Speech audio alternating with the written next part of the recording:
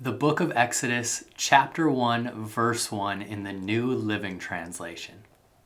These are the names of the sons of Israel, that is Jacob, who moved to Egypt with their father, each with his family: Reuben, Simeon, Levi, Judah, Issachar, Zebulun, Benjamin, Dan, Naphtali, Gad, and Asher. In all, Jacob had 70 descendants in Egypt, including Joseph, who was already there. In time, Joseph and all his brothers died, ending that entire generation. But their descendants, the Israelites, had many children and grandchildren. In fact, they multiplied so greatly that they became extremely powerful and filled the land. Eventually, a new king came to power in Egypt who knew nothing about Joseph and what he had done. He said to his people, "Look, the people of Israel now outnumber us and are stronger than we are. We must make a plan to keep them from growing even more. If we don't, and if war breaks out, they will join our enemies and fight against us. Then they will escape from the country." So the Egyptians made the Israelites their slaves. They appointed brutal slave drivers over them, hoping to wear them down with crushing labor. They forced them to build the cities of Pithom and Ramesses as supply centers for the king. But the more the Egyptians oppressed them, the more the Israelites multiplied and spread, and the more alarmed the Egyptians became. So the Egyptians worked the people of Israel without mercy.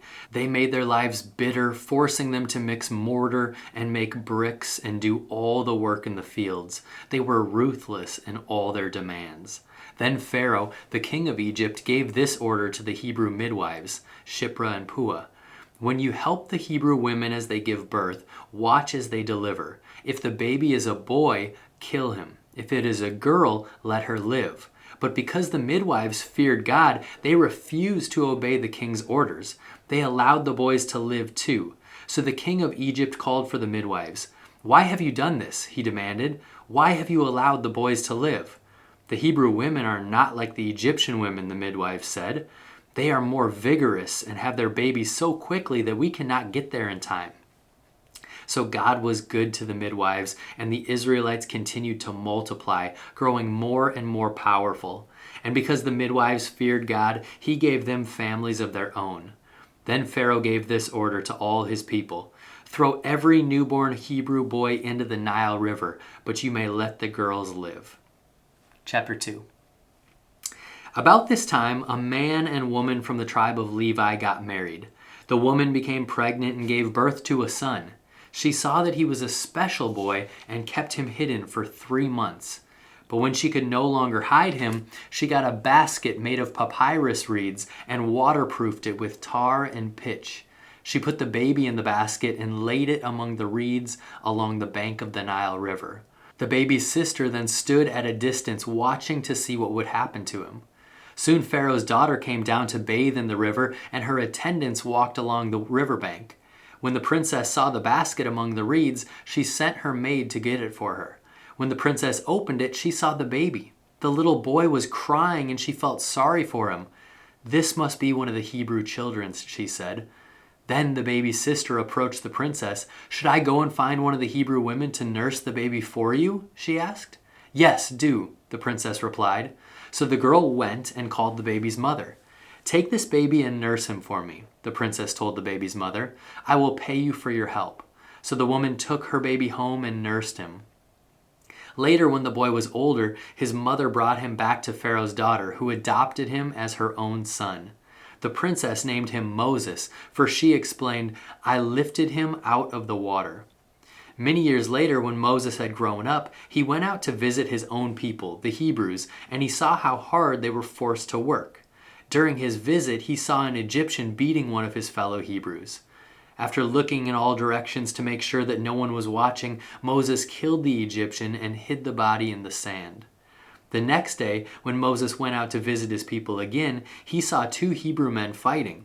"Why are you beating up your friend?" Moses said to the one who had started the fight. The man replied, "Who appointed you to be our prince and judge? Are you going to kill me as you killed that Egyptian yesterday?" Then Moses was afraid, thinking, "Everyone knows what I did." And sure enough, Pharaoh heard what had happened, and he tried to kill Moses. But Moses fled from Pharaoh and went to live in the land of Midian. When Moses arrived in Midian, he sat down beside a well. Now the priest of Midian had 7 daughters who came as usual to draw water and fill the water troughs for the father's flocks. But some other shepherds came and chased them away. So Moses jumped up and rescued the girls from the shepherds. Then he drew water for their flocks. When the girls returned to Reuel, their father, he asked, "Why are you back so soon today?" "An Egyptian rescued us from the shepherds," they answered, "and then he drew water for us and watered our flocks." "Then where is he?" their father asked. "Why did you leave him there? Invite him to come and eat with us." Moses accepted the invitation, and he settled there with him. In time, Reuel gave Moses his daughter Zipporah to be his wife. Later she gave birth to a son, and Moses named him Gershom, for he explained, "I have been a foreigner in a foreign land." Years passed and the king of Egypt died, but the Israelites continued to groan under their burden of slavery. They cried out for help, and their cry rose up to God. God heard their groaning, and he remembered his covenant promise to Abraham, Isaac, and Jacob. He looked down on the people of Israel and knew that it was time to act. Chapter 3. One day Moses was tending the flock of his father-in-law Jethro, the priest of Midian. He led the flock far into the wilderness and came to Sinai, the mountain of God. There the angel of the Lord appeared to him in a blazing fire from the middle of a bush. Moses stared in amazement. Though the bush was engulfed in flames, it didn't burn up. "This is amazing," Moses said to himself. "Why isn't that bush burning up? I must go see it." When the Lord saw Moses coming to take a closer look, God called to him from the middle of the bush, "Moses, Moses!" "Here I am," Moses replied. "Do not come any closer," the Lord warned. "Take off your sandals, for you are standing on holy ground. I am the God of your father, the God of Abraham, the God of Isaac, and the God of Jacob." When Moses heard this, he covered his face because he was afraid to look at God. Then the Lord told him, "I have certainly seen the oppression of my people in Egypt. I have heard their cries of distress because of their harsh slave drivers. Yes, I am aware of their suffering. So I have come down to rescue them from the power of the Egyptians and lead them out of Egypt into their own fertile and spacious land. It is a land flowing with milk and honey, the land where the Canaanites, Hittites, Amorites, Perizzites, Hivites, and Jebusites now live. Look, the cry of the people of Israel has reached me, and I have seen how harshly the Egyptians abuse them. Now go, for I am sending you to Pharaoh. You must lead my people Israel out of Egypt." But Moses protested to God, "Who am I to appear before Pharaoh? Who am I to lead the people of Israel out of Egypt?" God answered, "I will be with you, and this is your sign that I am the one who has sent you. When you have brought the people out of Egypt, you will worship God at this very mountain." But Moses protested, "If I go to the people of Israel and tell them, 'The God of your ancestors has sent me to you,' they will ask me, 'What is his name?' Then what should I say?" God replied to Moses, "I am who I am. Say this to the people of Israel, 'I am has sent me to you.'" God also said to Moses, "Say this to the people of Israel, 'Yahweh, the God of your ancestors, the God of Abraham, the God of Isaac, and the God of Jacob, has sent me to you. This is my eternal name, my name to remember for all generations. Now go and call together all the elders of Israel. Tell them, Yahweh, the God of your ancestors, the God of Abraham, Isaac, and Jacob, has appeared to me. He told me, I have been watching closely, and I see how the Egyptians are treating you. I have promised to rescue you from your oppression in Egypt. I will lead you to a land flowing with milk and honey, the land where the Canaanites, Hittites, Amorites, Perizzites, Hivites, and Jebusites now live. The elders of Israel will accept your message. Then you and the elders must go to the king of Egypt and tell them, the Lord, the God of the Hebrews, has met us. So please let us take a 3-day journey into the wilderness to offer sacrifices to the Lord our God. But I know that the king of Egypt will not let you go unless a mighty hand forces him. So I will raise my hand and strike the Egyptians, performing all kinds of miracles among them. Then at last he will let you go. And I will cause the Egyptians to look favorably on you. They will give you gifts when you go, so that you will not leave empty-handed. Every Israelite woman will ask for articles of silver and gold and fine clothing from her Egyptian neighbors and from the foreign women in their houses. You will dress your sons and daughters with these, stripping the Egyptians of their wealth. Chapter 4. But Moses protested again. What if they won't believe me or listen to me? What if they say, the Lord never appeared to you? Then the Lord asked him, what is that in your hand? A shepherd's staff, Moses replied. Throw it down on the ground, the Lord told him. So Moses threw down the staff, and it turned into a snake. Moses jumped back. Then the Lord told him, reach out and grab its tail. So Moses reached out and grabbed it, and it turned back into a shepherd's staff in his hand.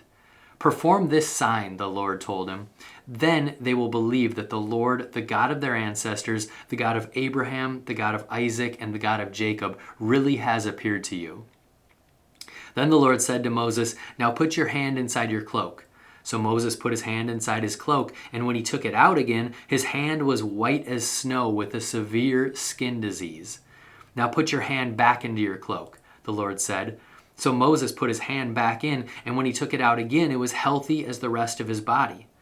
The Lord said to Moses, if they do not believe you and are not convinced by the first miraculous sign, they will be convinced by the second sign. And if they don't believe you or listen to you even after these two signs, then take some water from the Nile River and pour it out on the dry ground. When you do, the water from the Nile will turn to blood on the ground.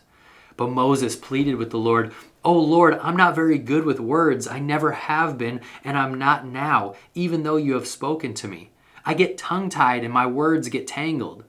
Then the Lord asked Moses, who makes a person's mouth? Who decides whether people speak or do not speak, hear or do not hear, see or do not see? Is it not I, the Lord? Now go, I will be with you as you speak, and I will instruct you in what to say. But Moses again pleaded, Lord, please send anyone else. Then the Lord became angry with Moses. All right, he said, what about your brother, Aaron the Levite? I know he speaks well. And look, he is on his way to meet you now. He will be delighted to see you. Talk to him and put the words in his mouth. I will be with both of you as you speak, and I will instruct you both in what to do. Aaron will be your spokesman to the people. He will be your mouthpiece, and you will stand in the place of God for him, telling him what to say. And take your shepherd's staff with you, and use it to perform the miraculous signs that I have shown you. So Moses went back home to Jethro, his father-in-law. Please let me return to my relatives in Egypt, Moses said. I don't even know if they are still alive. Go in peace, Jethro replied. Before Moses left Midian, the Lord said to him, return to Egypt, for all those who wanted to kill you have died. So Moses took his wife and sons, put them on a donkey, and headed back to the land of Egypt. In his hand he carried the staff of God. And the Lord told Moses, when you arrive back in Egypt, go to Pharaoh and perform all the miracles I have empowered you to do. But I will harden his heart, so he will refuse to let the people go. Then you will tell him, this is what the Lord says, Israel is my firstborn son. I commanded you, let my son go so he can worship me. But since you have refused, I will now kill your firstborn son. On the way to Egypt, at a place where Moses and his family had stopped for the night, the Lord confronted him and was about to kill him. But Moses' wife, Zipporah, took a flint knife and circumcised her son. She touched his feet with the foreskin and said, now you are a bridegroom of blood to me. When she said a bridegroom of blood, she was referring to the circumcision. After that, the Lord left him alone. Now the Lord had said to Aaron, go out into the wilderness to meet Moses. So Aaron went and met Moses at the mountain of God, and he embraced him. Moses then told Aaron everything the Lord had commanded him to say, and he told him about the miraculous signs the Lord had commanded him to perform. Then Moses and Aaron returned to Egypt and called all the elders of Israel together. Aaron told them everything the Lord had told Moses, and Moses performed the miraculous signs as they watched. Then the people of Israel were convinced that the Lord had sent Moses and Aaron. When they heard that the Lord was concerned about them and had seen their misery, they bowed down and worshipped. Chapter 5. After this presentation to Israel's leaders, Moses and Aaron went and spoke to Pharaoh. They told him, "This is what the Lord, the God of Israel, says. Let my people go, so they may hold a festival in my honor in the wilderness." "Is that so?" retorted Pharaoh. "And who is the Lord? Why should I listen to him and let Israel go? I don't know the Lord, and I will not let Israel go." But Aaron and Moses persisted. "The God of the Hebrews has met with us," they declared. "So let us take a 3-day journey into the wilderness so we can offer sacrifices to the Lord our God. If we don't, he will kill us with a plague or with the sword." Pharaoh replied, "Moses and Aaron, why are you distracting the people from their tasks? Get back to work. Look, there are many of your people in the land, and you are stopping them from their work." That same day, Pharaoh sent this order to the Egyptian slave drivers and the Israelite foremen: "Do not supply any more straw for making bricks. Make the people get it themselves, but still require them to make the same number of bricks as before. Don't reduce the quota. They are lazy. That's why they are crying out. Let us go and offer sacrifices to our God. Load them down with more work. Make them sweat. That will teach them to listen to lies." So the slave drivers and foremen went out and told the people, "This is what Pharaoh says. I will not provide any more straw for you. Go and get it yourselves. Find it wherever you can, but you must produce just as many bricks as before." So the people scattered throughout the land of Egypt in search of stubble to use as straw. Meanwhile, the Egyptian slave drivers continued to push hard. "Meet your daily quota of bricks just as you did when we provided you with the straw," they demanded. Then they whipped the Israelite foremen they had put in charge of the work crews. "Why haven't you met your quotas either yesterday or today?" they demanded. So the Israelite foreman went to Pharaoh and pleaded with him. "Please don't treat your servants like this," they begged. "We are given no straw, but the slave drivers still demand, 'Make bricks.' We are being beaten, but it isn't our fault. Your own people are to blame." But Pharaoh shouted, "You're just lazy, lazy. That's why you're saying, 'Let us go and offer sacrifices to the Lord.' Now get back to work. No straw will be given to you, but you must still produce the full quota of bricks." The Israelite foremen could see that they were in serious trouble when they were told, "You must not reduce the number of bricks you make each day." As they left Pharaoh's court, they confronted Moses and Aaron, who were waiting outside for them. The foreman said to them, "May the Lord judge and punish you for making us stink before Pharaoh and his officials. You have put a sword into their hands in excuse to kill us." Then Moses went back to the Lord and protested, "Why have you brought all this trouble on your own people, Lord? Why did you send me? Ever since I came to Pharaoh as your spokesman, he has been even more brutal to your people, and you have done nothing to rescue us." Chapter 6. Then the Lord told Moses, "Now you will see what I will do to Pharaoh. When he feels the force of my strong hand, he will let the people go. In fact, he will force them to leave this land." And God said to Moses, "I am Yahweh, the Lord. I appeared to Abraham, to Isaac, and to Jacob as El Shaddai, God Almighty, but I did not reveal my name, Yahweh, to them, and I reaffirmed my covenant with them. Under its terms, I promised to give them the land of Canaan, where they were living as foreigners. You can be sure that I have heard the groans of the people of Israel, who are now slaves to the Egyptians, and I am well aware of my covenant with them. Therefore, say to the people of Israel, I am the Lord. I will flee you from your oppression and will rescue you from your slavery in Egypt. I will redeem you with a powerful arm and great acts of judgment. I will claim you as my own people, and I will be your God. Then you will know that I am the Lord your God, who has freed you from your oppression in Egypt. I will bring you into the land I swore to give to Abraham, Isaac, and Jacob. I will give it to you as your very own possession. I am the Lord." So Moses told the people of Israel what the Lord had said, but they refused to listen anymore. They had become too discouraged by the brutality of their slavery. Then the Lord said to Moses, "Go back to Pharaoh, the king of Egypt, and tell him to let the people of Israel leave this country." "But Lord," Moses objected, "my own people won't listen to me anymore. How can I expect Pharaoh to listen? I'm such a clumsy speaker." But the Lord spoke to Moses and Aaron and gave them orders for the Israelites and for Pharaoh, the king of Egypt. The Lord commanded Moses and Aaron to lead the people of Israel out of Egypt. These are the ancestors of some of the clans of Israel. The sons of Reuben, Israel's oldest son, were Hanok, Palu, Hezron, and Carmi. Their descendants became the clans of Reuben. The sons of Simeon were Jemuel, Jamin, Ohad, Jachin, Zohar, and Shaul. Shaul's mother was a Canaanite woman. Their descendants became the clans of Simeon. These are the descendants of Levi, as listed in their family records. The sons of Levi were Gershon, Kohath, and Merari. Levi lived to be 137 years old. The descendants of Gershon included Libni and Shimei, each of whom became the ancestors of a clan. The descendants of Kohath became Amram, Izhar, Hebron, and Uzziel. Kohath lived to be 133 years old. The descendants of Merari included Mali and Mushi. These are the clans of the Levites as listed in their family records. Amram married his father's sister, Jochebed, and she gave birth to his sons Aaron and Moses. Amram lived to be 137 years old. The sons of Izhar were Korah, Nepheg, and Zikri. The sons of Uzziel were Mishal, Elzaphan, and Sithri. Aaron married Elisheba, the daughter of Amminadab and sister of Nashon, and she gave birth to his sons Nadab, Abihu, Eleazar, and Ithamar. The sons of Korah were Asir, Elkanah, and Abiasath. Their descendants became the clans of Korah. Eleazar, son of Aaron, married one of the daughters of Putiel, and she gave birth to his son Phinehas.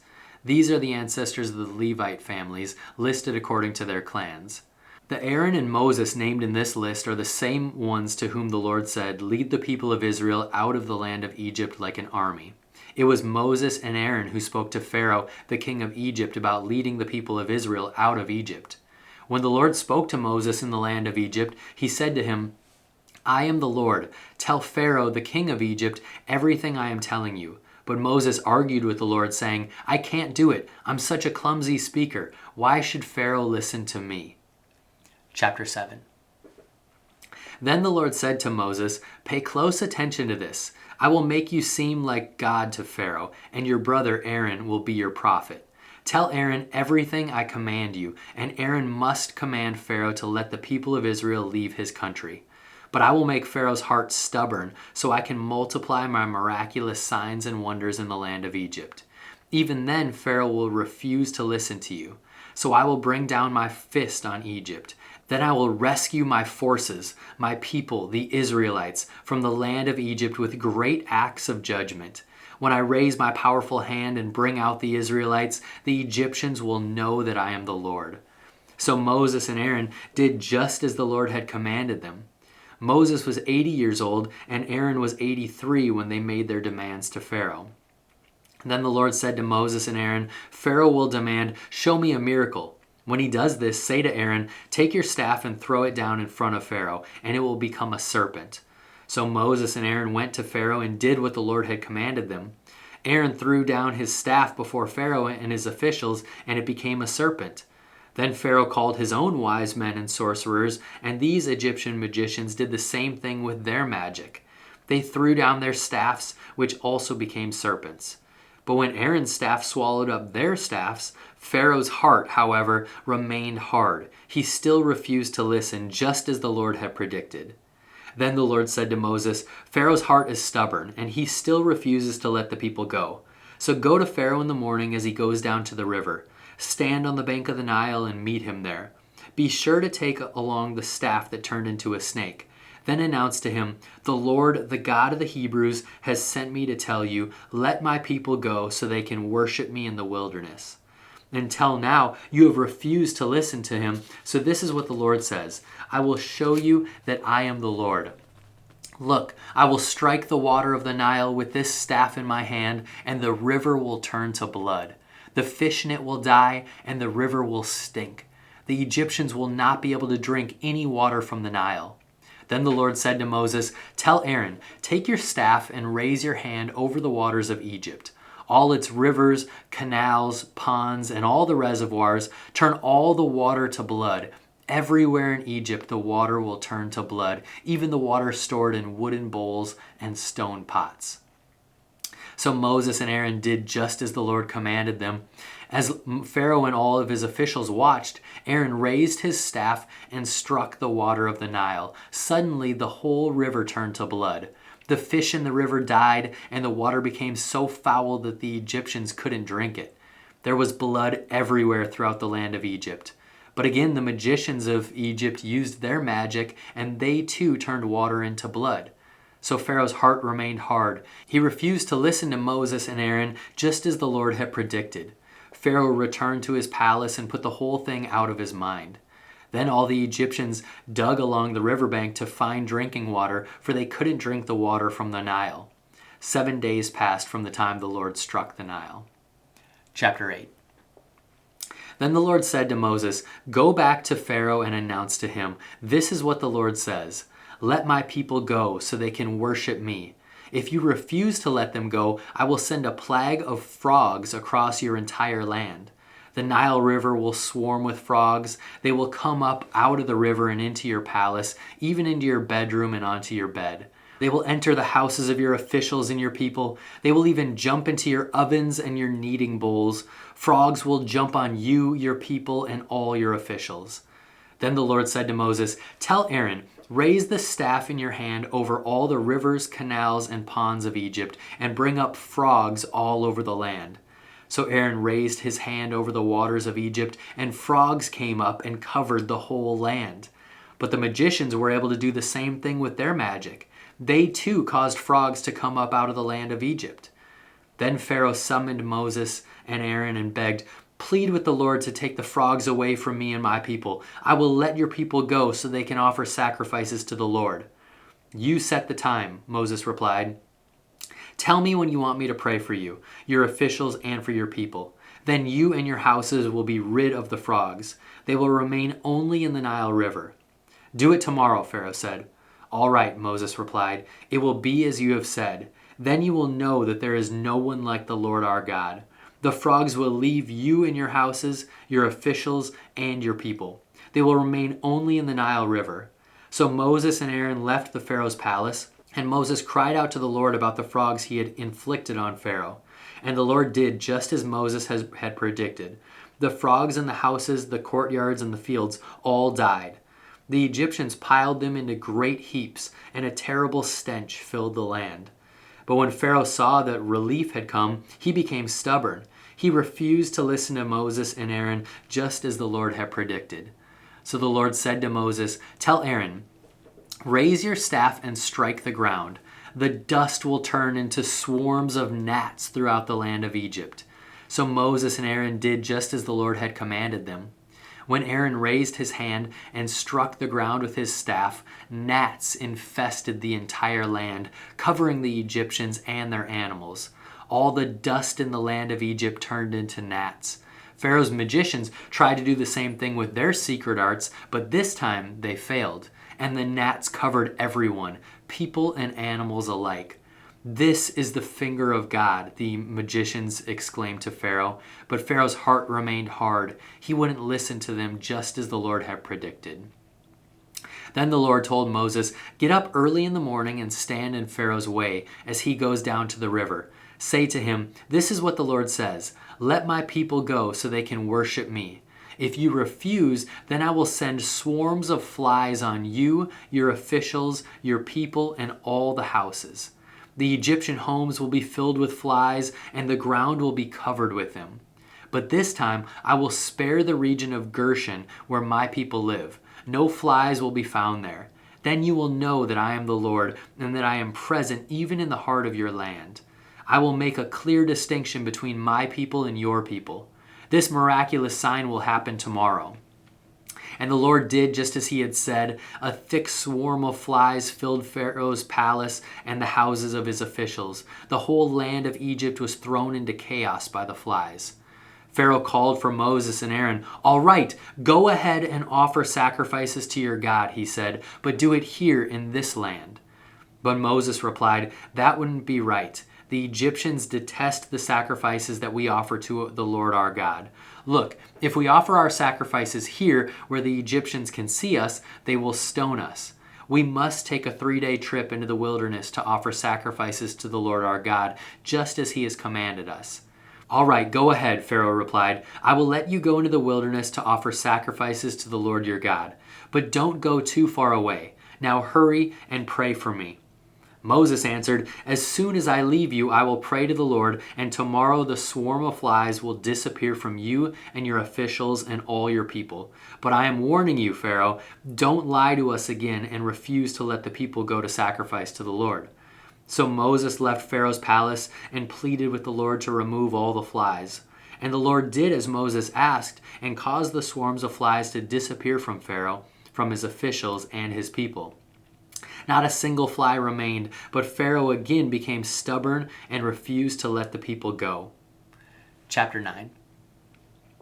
"Go back to Pharaoh," the Lord commanded Moses. "Tell him, 'This is what the Lord, the God of the Hebrews, says. Let my people go, so they can worship me. If you continue to hold them and refuse to let them go, the hand of the Lord will strike all your livestock, your horses, donkeys, camels, cattle, sheep, and goats, with a deadly plague. But the Lord will again make a distinction between the livestock of the Israelites and that of the Egyptians. Not a single one of Israel's animals will die. The Lord has already set the time for the plague to begin. He has declared that he will strike the land tomorrow." And the Lord did just as he had said. The next morning, all the livestock of the Egyptians died, but the Israelites didn't lose a single animal. Pharaoh sent his officials to investigate, and they discovered that the Israelites had not lost a single animal. But even so, Pharaoh's heart remained stubborn, and he still refused to let the people go. Then the Lord said to Moses and Aaron, "Take handfuls of soot from a brick kiln and have Moses toss it into the air while Pharaoh watches. The ashes will spread like fine dust over the whole land of Egypt, causing festering boils to break out on people and animals throughout the land." So they took soot from the brick kiln and went and stood before Pharaoh. As Pharaoh watched, Moses threw the soot in the air, and boils broke out on people and animals alike. Even the magicians were unable to stand before Moses because the boils had broken out on them and all the Egyptians. But the Lord hardened Pharaoh's heart, and just as the Lord had predicted to Moses, Pharaoh refused to listen.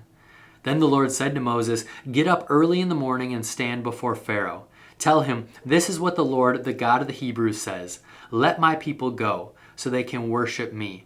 If you don't, I will send more plagues on you and your officials and your people. Then you will know that there is no one like me in all the earth. By now I could have lifted my hand and struck you and your people with a plague to wipe you off the face of the earth. But I have spared you with a purpose, to show you my power and to spread my fame throughout the earth. But you still lord it over my people and refuse to let them go. So tomorrow, at this time, I will send a hailstorm more devastating than any in all of history of Egypt. Quick, order your livestock and servants to come in from the fields to find shelter. Any person or animal left outside will die when the hail falls." Some of Pharaoh's officials were afraid because of what the Lord had said. They quickly brought their servants and livestock in from the fields. But those who paid no attention to the word of the Lord left theirs out into the open. Then the Lord said to Moses, "Lift your hand toward the sky, so hail may fall on the people, the livestock, and all the plants throughout the land of Egypt." So Moses lifted his staff towards the sky, and the Lord sent thunder and hail and lightning flash towards the earth. The Lord sent a tremendous hailstorm against all the land of Egypt. Never in all the history of Egypt had there been a storm like that, with such devastating hail and continuous lightning. It left all of Egypt in ruins. The hail struck down everything in the open field, people, animals, and plants alike. Even the trees were destroyed. The only place without hail was the region of Goshen, where the people of Israel lived. Then Pharaoh quickly summoned Moses and Aaron. "This time I have sinned," he confessed. "The Lord is the righteous one, and my people and I are wrong. Please beg the Lord to end this terrifying thunder and hail. We've had enough. I will let you go. You don't need to stay any longer."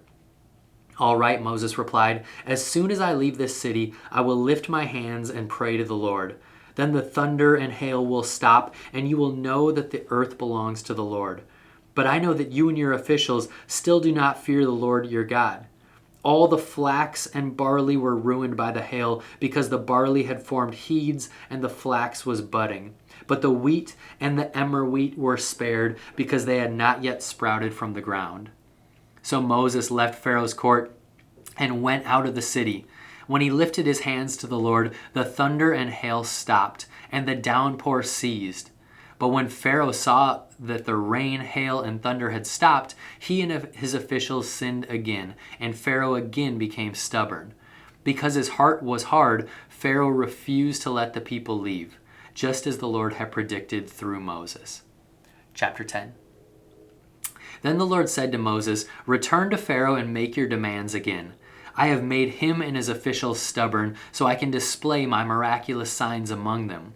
I've also done it so that you can tell your children and grandchildren about how I made a mockery of the Egyptians and about the signs I displayed among them. And so you will know that I am the Lord." So Moses and Aaron went to Pharaoh and said, "This is what the Lord, the God of the Hebrews, says. How long will you refuse to submit to me? Let my people go so they can worship me. If you refuse, watch out, for tomorrow I will bring a swarm of locusts on your country. They will cover the land so that you won't be able to see the ground. They will devour what little is left of your crops after the hailstorm, including all the trees growing in the fields. They will overrun your palaces and the homes of your officials and all the houses in Egypt. Never in the history of Egypt have your ancestors seen a plague like this one." And with that, Moses turned and left Pharaoh. Pharaoh's officials now came to Pharaoh and appealed to him, "How long will you let this man hold us hostage? Let the men go to worship the Lord their God. Don't you realize that Egypt lies in ruins?" So Moses and Aaron were brought back to Pharaoh. "All right," he told them, "go and worship the Lord your God. But who exactly will be going with you?" Moses replied, "We will all go, young and old, our sons and daughters, and our flocks and our herds. We must all join together in celebrating a festival to the Lord." Pharaoh retorted, "The Lord will certainly need to be with you if I let you take your little ones. I can see through your evil plan." "Never. Only the men may go and worship the Lord, since that is what you requested." And Pharaoh threw them out of the palace. Then the Lord said to Moses, "Raise your hand over the land of Egypt to bring on the locusts. Let them cover the land and devour every plant that survived the hailstorm." So Moses raised his staff over Egypt, and the Lord caused an east wind to blow over the land all that day and through the night. When morning arrived, the east wind had brought the locusts. And the locusts swarmed over the whole land of Egypt, settling in dense swarms from one end of the country to the other. It was the worst locust plague in Egyptian history, and there has never been another one like it. For the locusts covered the whole country and darkened the land. They devoured every plant in the fields and all the fruit on the trees that had survived the hailstorm. Not a single leaf was left on the trees and plants throughout the land of Egypt. Pharaoh quickly summoned Moses and Aaron. "I have sinned against the Lord your God and against you," he confessed. "Forgive my sin just this once, and plead with the Lord your God to take away this death from me." So Moses left Pharaoh's court and pleaded with the Lord. The Lord responded by shifting the wind, and the strong west wind blew the locusts into the Red Sea. Not a single locust remained in all the land of Egypt, but the Lord hardened Pharaoh's heart again, so he refused to let the people go. Then the Lord said to Moses, "Lift your hand toward heaven, and the land of Egypt will be covered with darkness, so thick that you can feel it." So Moses lifted his hand to the sky, and a deep darkness covered the entire land of Egypt for 3 days. During all that time, the people could not see each other, and no one moved, but there was light as usual where the people of Israel lived. Finally, Pharaoh called for Moses. "Go and worship the Lord," he said, "but leave your flocks and herds here. You may even take your little ones with you." "No," Moses said, "you must provide us with animals for sacrifices and burnt offerings to the Lord our God. All our livestock must go with us too. Not a hoof can be left behind. We must choose our sacrifices for the Lord our God from among these animals, and we won't know how we are to worship the Lord until we get there." But the Lord hardened Pharaoh's heart once more, and he would not let them go. "Get out of here," Moses shouted at Pharaoh. "I'm warning you, never come back to see me again. The day you see my face, you will die." "Very well," Moses replied. "I will never see your face again." Chapter 11. Then the Lord said to Moses, "I will strike Pharaoh and the land of Egypt with one more blow. After that, Pharaoh will let you leave this country. In fact, he will be so eager to get rid of you that he will force you all to leave. Tell all the Israelite men and women to ask their Egyptian neighbors for articles of silver and gold." Now the Lord had caused the Egyptians to look favorably on the people of Israel, and Moses was considered a very great man in the land of Egypt, respected by Pharaoh's officials and the Egyptian people alike. Moses had announced to Pharaoh, "This is what the Lord says. At midnight tonight I will pass through the heart of Egypt. All the firstborn sons will die in every family in Egypt, from the oldest son of Pharaoh, who sits on his throne, to the youngest son of his lowliest servant girl who grinds the flour. Even the firstborn of all the livestock will die. Then a loud wail will rise throughout the land of Egypt, a wail like no one has heard before or will ever hear again. But among the Israelites it will be so peaceful that not even a dog will bark. Then you will know that the Lord makes a distinction between the Egyptians and the Israelites. All the officials of Egypt will run to me and fall to the ground before me. 'Please leave,' they will beg. 'Hurry and take all your followers with you. Only then will I go.' Then, burning with anger, Moses left Pharaoh. Now the Lord had told Moses earlier, 'Pharaoh will not listen to you, but then I will do even more mighty miracles in the land of Egypt.' Moses and Aaron performed these miracles in Pharaoh's presence, but the Lord hardened Pharaoh's heart, and he wouldn't let the Israelites leave the country. Chapter 12. While the Israelites were still in the land of Egypt, the Lord gave the following instructions to Moses and Aaron. "From now on, this month will be the first month of the year for you.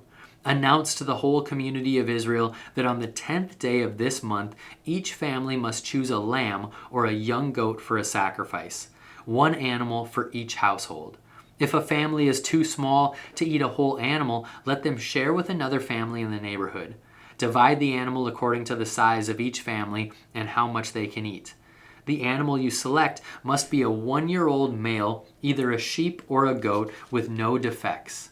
Take special care of this chosen animal until the evening of the 14th day of this first month. Then the whole assembly of the community of Israel must slaughter their lamb or young goat at twilight. They are to take some of the blood and smear it on the sides and on the top of the door frames of the houses where they eat the animal. That same night they must roast the meat over a fire and eat it along with bitter salad greens and bread made without yeast. Do not eat any of the meat raw or boiled in water. The whole animal, including the head, legs, and internal organs, must be roasted over the fire.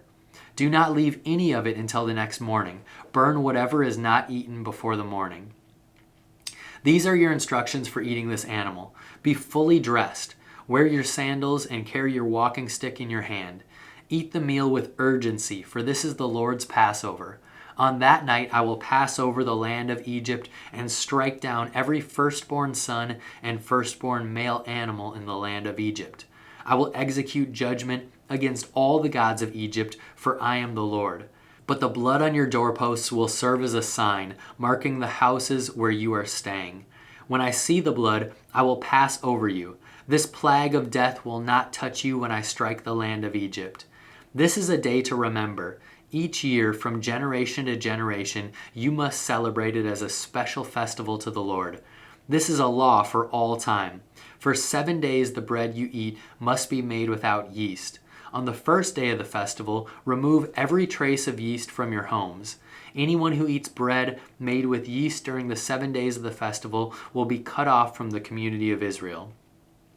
On the first day of the festival, and again on the 7th day, all the people must observe an official day for holy assembly. No work of any kind may be done on these days except in the preparation of food. Celebrate this festival of unleavened bread, for it will remind you that I brought your forces out of the land of Egypt on this very day. This festival will be a permanent law for you. Celebrate this day from generation to generation. The bread you eat must be made without yeast from the evening on the 14th day of the first month until the evening on the 21st day of that month. During those 7 days, there must be no trace of yeast in your homes. Anyone who eats anything made with yeast during this week will be cut off from the community of Israel. These regulations apply both to the foreigners living among you and to the native-born Israelites. During those days, you must not eat anything made with yeast. Wherever you live, eat only bread made without yeast. Then Moses called all the elders of Israel together and said to them, "Go, pick out a lamb or young goat for each of your families and slaughter the Passover animal. Drain the blood into a basin. Then take a bundle of hyssop branches and dip it into the blood. Brush the hyssop across the top and sides of the door frames of your houses, and no one must go out through this door until morning. For the Lord will pass through the land to strike down the Egyptians. But when he sees the blood on the top and sides of the doorframe, the Lord will pass over your home. He will not permit his death angel to enter your house and strike you down." Remember, these instructions are a permanent law that you and your descendants must observe forever. When you enter the land the Lord has promised to give you, you will continue to observe this ceremony. Then your children will ask, "What does this ceremony mean?" And you will reply, "This is the Passover sacrifice to the Lord, for he passed over the houses of the Israelites in Egypt. And though he struck the Egyptians, he spared our families." When Moses had finished speaking, all the people bowed down to the ground and worshipped. So the people of Israel did just as the Lord had commanded through Moses and Aaron. And that night at midnight, the Lord struck down all the firstborn sons in the land of Egypt, from the firstborn son of Pharaoh who sat on his throne to the firstborn son of the prisoner in the dungeon. Even the firstborn of their livestock was killed. Pharaoh and all his officials and all the people of Egypt woke up during the night, and loud wailing was heard throughout the land of Egypt. There was not a single house where someone had not died. Pharaoh sent for Moses and Aaron during the night. "Get out," he ordered. "Leave my people and take the rest of the Israelites with you. Go and worship the Lord as you have requested. Take your flocks and herds as you said and be gone. Go, but bless me as you leave." All the Egyptians urged the people of Israel to get out of the land as quickly as possible, for they thought, "We will all die." The Israelites took their bread dough before yeast was added. They wrapped their kneading boards in their cloaks and carried them on their shoulders. And the people of Israel did as Moses had instructed. They asked the Egyptians for clothing and articles of silver and gold. The Lord caused the Egyptians to look favorably on the Israelites, and they gave the Israelites whatever they asked for. So they stripped the Egyptians of their wealth. That night the people of Israel left Ramesses and started towards Succoth. There were about 600,000 men, plus all the women and children. A rabble of non-Israelites went with them, along with great flocks and herds of livestock. For bread they baked flat cakes from the dough without yeast they had brought from Egypt. It was made without yeast because the people were driven out of Egypt in such a hurry that they had no time to prepare the bread or other food. The people of Israel had lived in Egypt for 430 years. In fact, it was on the last day of the 430th year that all the Lord's forces left the land. On this night, the Lord kept his promise to bring his people out of the land of Egypt. So this night belongs to him, and it must be commemorated every year by all the Israelites from generation to generation. Then the Lord said to Moses and Aaron, "These are the instructions for the festival of Passover. No outsiders are allowed to eat the Passover meal, but any slave who has been purchased may eat it as he has been circumcised. Temporary residents and hired servants may not eat it. Each Passover lamb must be eaten in one house. Do not carry any of its meat outside, and do not break any of its bones. The whole community of Israel must celebrate the Passover festival. If there are foreigners living among you who want to celebrate the Lord's Passover, let all their males be circumcised. Only then may they celebrate the Passover with you like any native-born Israelite. But no uncircumcised male may ever eat the Passover meal. This instruction applies to everyone, whether a native-born Israelite or a foreigner living among you."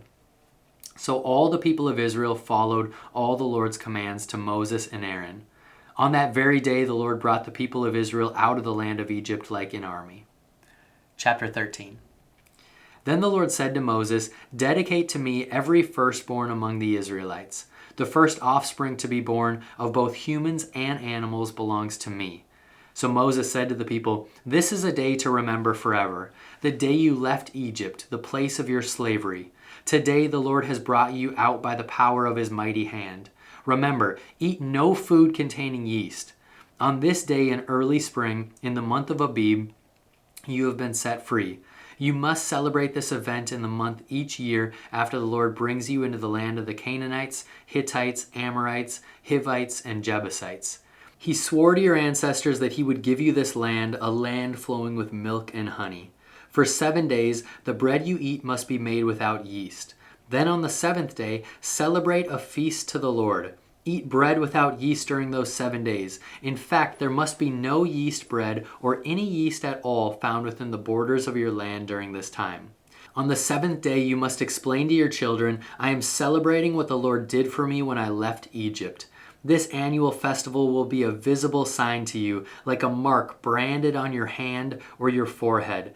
Let it remind you always to recite this teaching of the Lord. With a strong hand, the Lord rescued you from Egypt. So observe the decree of this festival at the appointed time each year. This is what you must do when the Lord fulfills the promise he swore to you and to your ancestors. When he gives you the land where the Canaanites now live, you must present all firstborn sons and firstborn male animals to the Lord, for they belong to him. A firstborn donkey may be brought back from the Lord by presenting a lamb or young goat in its place. But if you do not buy it back, you must break its neck. However, you must buy back every firstborn son. And in the future, your children will ask you, what does all this mean? Then you will tell them, with the power of his mighty hand, the Lord brought us out of Egypt, the place of slavery. Pharaoh stubbornly refused to let us go, so the Lord killed all the firstborn males throughout the land of Egypt, both people and animals. That is why I now sacrifice all the firstborn males to the Lord, except that the firstborn sons are always bought back. This ceremony will be like a mark branded on your hand or your forehead. It is a reminder that the power of the Lord's mighty hand brought us out of Egypt. When Pharaoh finally let the people go, God did not lead them along the main road that runs through Philistine territory, even though that was the shortest route to the promised land. God said, if the people are faced with a battle, they might change their minds and return to Egypt. So God led them in a roundabout way through the wilderness towards the Red Sea. Thus the Israelites left Egypt like an army ready for battle. Moses took the bones of Joseph with him, for Joseph had made the sons of Israel swear to do this. He said, God will certainly come to help you. When he does, you must take my bones with you from this place.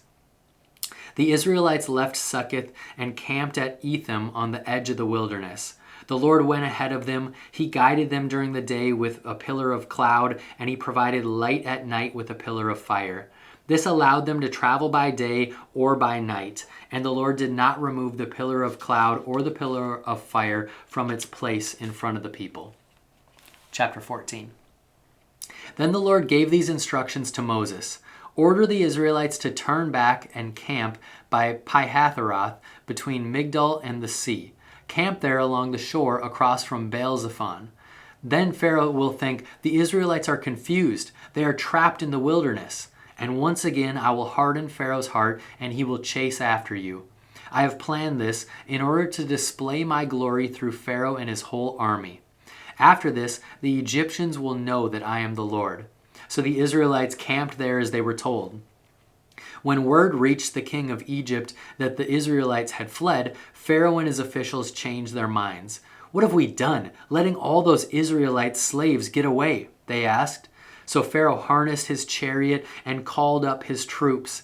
He took with him 600 of Egypt's best chariots, along with the rest of the chariots of Egypt, each with its commander. The Lord hardened the heart of Pharaoh, the king of Egypt, so he chased after the people of Israel, who had led with fists raised in defiance. The Egyptians chased after them with all forces in Pharaoh's army, all his horses and chariots, his charioteers and his troops. The Egyptians caught up with the people of Israel as they were camped before the shore near Pi-hahiroth across from Baal-zephon. As Pharaoh approached, the people of Israel looked up and panicked when they saw the Egyptians overtaking them. They cried out to the Lord and they said to Moses, "Why did you bring us out here to die in the wilderness? Weren't there enough graves for us in Egypt? What have you done to us? Why did you make us leave Egypt? Didn't we tell you this would happen while we were still in Egypt? We said, 'Leave us alone. Let us be slaves to the Egyptians. It's better to be a slave in Egypt than a corpse in the wilderness.' But Moses told the people, 'Don't be afraid. Just stand still and watch the Lord rescue you today. The Egyptians you see today will never be seen again. The Lord himself will fight for you. Just stay calm.' Then the Lord said to Moses, 'Why are you crying out to me? Tell the people to get moving. Pick up your staff and raise your hand over the sea. Divide the water so the Israelites can walk through the middle of the sea on dry ground. And I will harden the hearts of the Egyptians, and they will charge in after the Israelites. My great glory will be displayed through Pharaoh and his troops, through his chariots and his charioteers. When my glory is displayed through them, all Egypt will see my glory and know that I am the Lord.' Then the angel of God, who had been leading the people of Israel, moved to the rear of the camp. The pillar of cloud also moved from the front and stood behind them. The cloud settled between the Egyptian and Israelite camps. As darkness fell, the cloud turned to fire, lighting up the night. But the Egyptians and Israelites did not approach each other all night. Then Moses raised his hand over the sea, and the Lord opened up a path through the water with a strong east wind. The wind blew all that night, turning the seabed into dry land. So the people of Israel walked through the middle of the sea on dry ground, with walls of water on each side. Then the Egyptians, all of Pharaoh's horses, chariots, and charioteers, chased them into the middle of the sea. But just before dawn, the Lord looked down on the Egyptian army from the pillar of fire and cloud, and he threw their forces into total confusion. He twisted their chariot wheels, making their chariots difficult to drive. "Let's get out of here, away from these Israelites," the Egyptians shouted. "The Lord is fighting for them against Egypt." When all the Israelites had reached the other side, the Lord said to Moses, "Raise your hand over the sea again. Then the waters will rush back and cover the Egyptians and their chariots and charioteers." So as the sun began to rise, Moses raised his hand over the sea, and the water rushed back into its usual place. The Egyptians tried to escape, but the Lord swept them into the sea. Then the waters returned and covered all the chariots and charioteers, the entire army of Pharaoh. Of all the Egyptians who had chased the Israelites into the sea, not a single one survived. But the people of Israel had walked through the middle of the sea on dry ground, as the water stood up like a wall on both sides. That is how the Lord rescued Israel from the hand of the Egyptians that day. And the Israelites saw the bodies of the Egyptians washed up on the seashore. When the people of Israel saw the mighty power that the Lord had unleashed against the Egyptians, they were filled with awe before him. They put their faith in the Lord and in his servant Moses. Chapter 15. Then Moses and the people of Israel sang this song to the Lord. "I will sing to the Lord, for he has triumphed gloriously. He has hurled both horse and rider into the sea. The Lord is my strength and my song. He has given me victory. This is my God, and I will praise him, my father's God, and I will exalt him. The Lord is a warrior. Yahweh is his name. Pharaoh's chariots and army he has hurled into the sea. The finest of Pharaoh's officers are drowned in the Red Sea. The deep waters gushed over them. They sank to the bottom like a stone. Your right hand, O Lord, is glorious in power. Your right hand, O Lord, smashes the enemy. In the greatness of your majesty, you overthrow those who rise against you. You unleash your blazing fury. It consumes them like straw. At the blast of your breath, the waters piled up. The surging waters stood straight like a wall. In the heart of the sea, the deep waters became hard. The enemy boasted, "I will chase them and catch up with them. I will plunder them and consume them. I will flash my sword and my powerful hand will destroy them." But you blew with your breath and the sea covered them. They sank like lead in the mighty waters. Who is like you among the gods, O Lord, glorious in holiness, awesome in splendor, performing great wonders? You raised your right hand, and the earth swallowed our enemies. With your unfailing love, you lead the people you have redeemed. In your might, you guide them to your sacred home. The peoples hear and tremble. Anguish grips those who live in Philistia. The leaders of Edom are terrified. The nobles of Moab tremble. All who live in Canaan melt away. Terror and dread fall upon them. The power of your arm makes them lifeless as stone until your people pass by, O Lord, until the people you purchased pass by. You will bring them in and plant them on your own mountain, the place, O Lord, reserved for your own dwelling. The sanctuary, O Lord, that your hands have established. The Lord will reign forever and ever. When the Pharaoh's horses, chariots, and charioteers rushed into the sea, the Lord brought the water crushing down on them. But the people of Israel had walked through the middle of the sea on dry ground. Then Miriam the prophet, Aaron's sister, took a tambourine and led all the women as they played their tambourines and danced.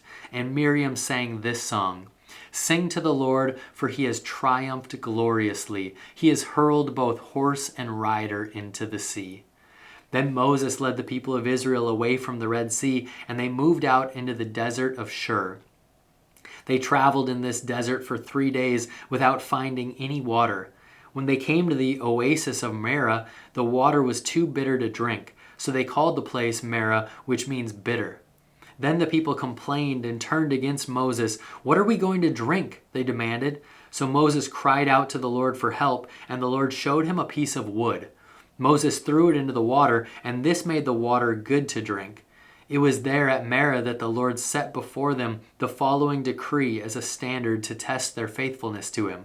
He said, "If you will listen carefully to the voice of the Lord your God and do what is right in his sight, obeying his commands and keeping all his decrees, then I will not make you suffer any of the diseases I sent on the Egyptians, for I am the Lord who heals you." After leaving Marah, the Israelites traveled on to the oasis of Elim, where they found 12 springs and 70 palm trees.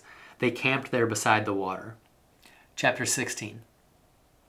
Then the whole community of Israel set out from Elim and journeyed into the wilderness of Sin, between Elim and Mount Sinai.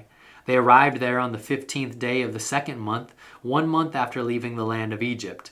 There, too, the whole community of Israel complained about Moses and Aaron. "If only the Lord had killed us back in Egypt," they moaned. "There we sat around pots filled with meat and ate all the bread we wanted. But now you have brought us into the wilderness to starve us all to death." Then the Lord said to Moses, "Look, I'm going to rain down food from heaven for you. Each day the people can go out and pick up as much food as they need for that day. I will test them in this to see whether or not they will follow my instructions. On the 6th day, they will gather food, and when they prepare it, there will be twice as much as usual." So Moses and Aaron said to all the people of Israel, "By evening you will realize it was the Lord who brought you out of the land of Egypt. In the morning you will see the glory of the Lord, because he has heard your complaints, which are against him, not against us. What have we done that we should complain about?" Then Moses added, "The Lord will give you meat to eat in the evening and bread to satisfy you in the morning, for he has heard all your complaints against him. What have we done? Yes, your complaints are against the Lord, not against us."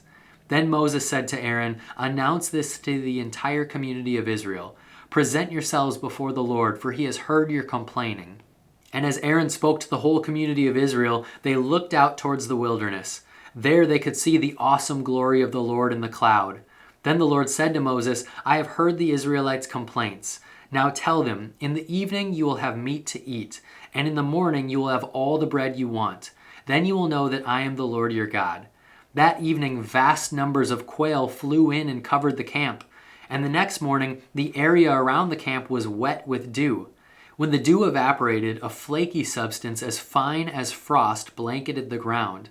The Israelites were puzzled when they saw it. "What is this?" they asked each other. They had no idea what it was. And Moses told them, "It is the food the Lord has given you to eat. These are the Lord's instructions. Each household should gather as much as it needs.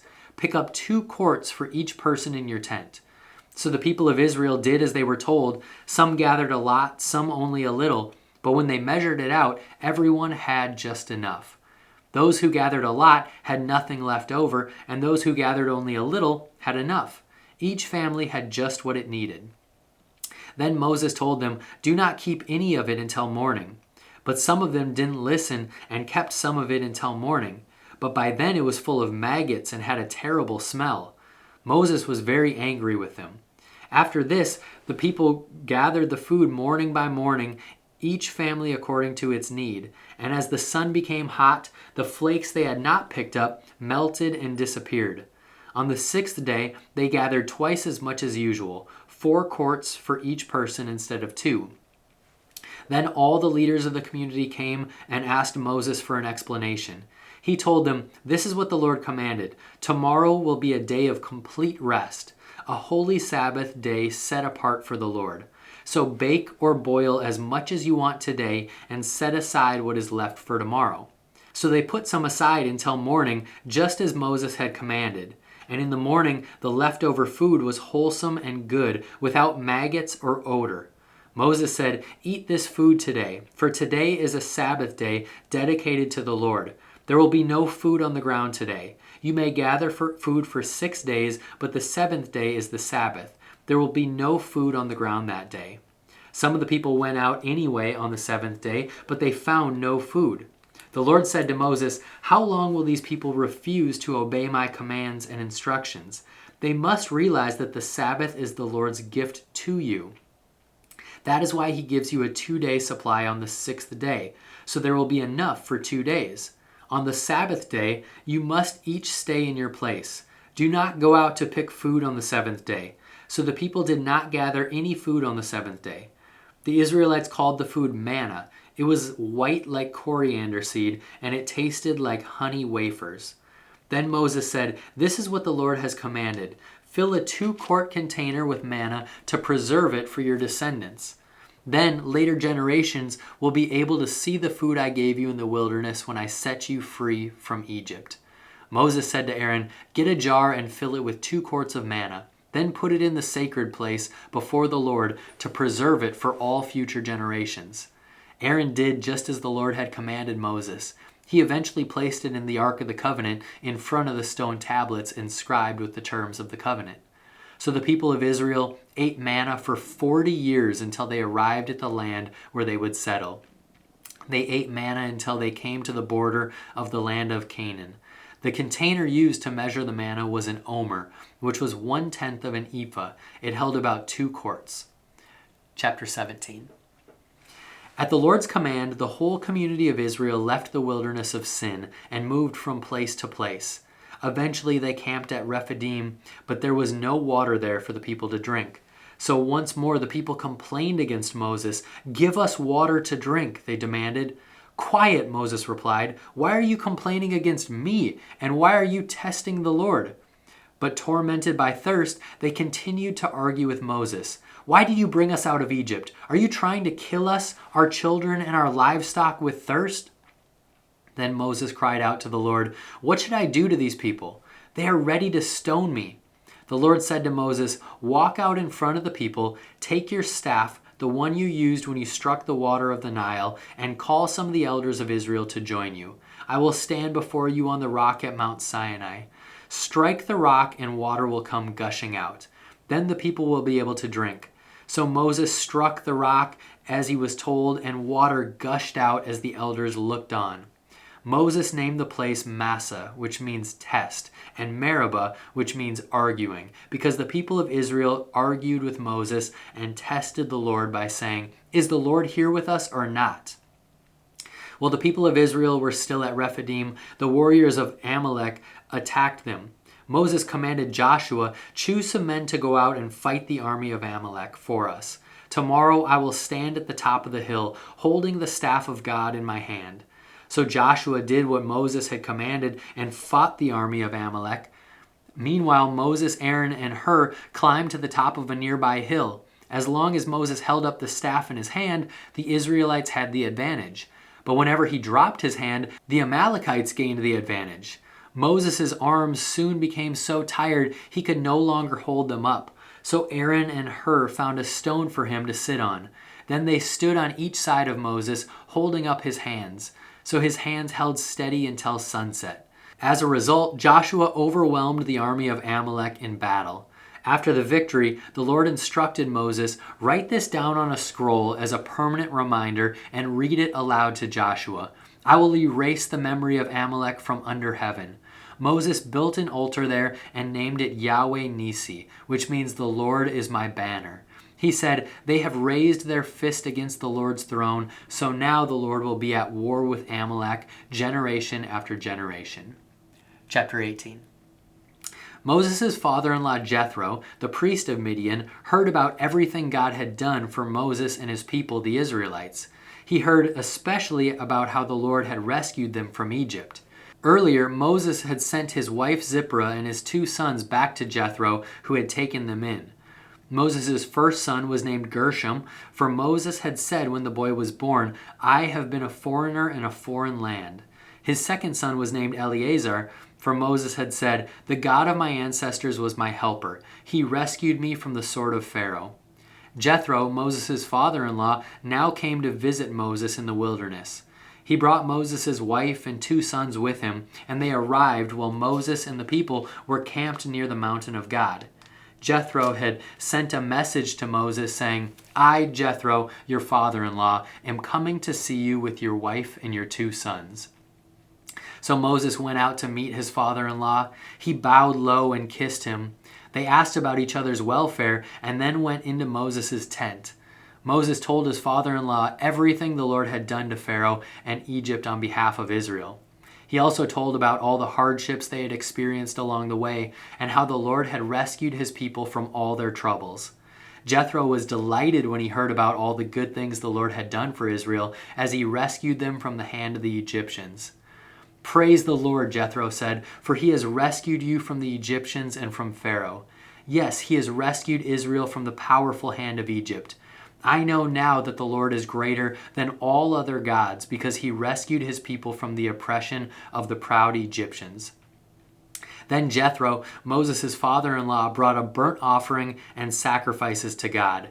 Aaron and all the elders of Egypt came out and joined him in a sacrificial meal in God's presence.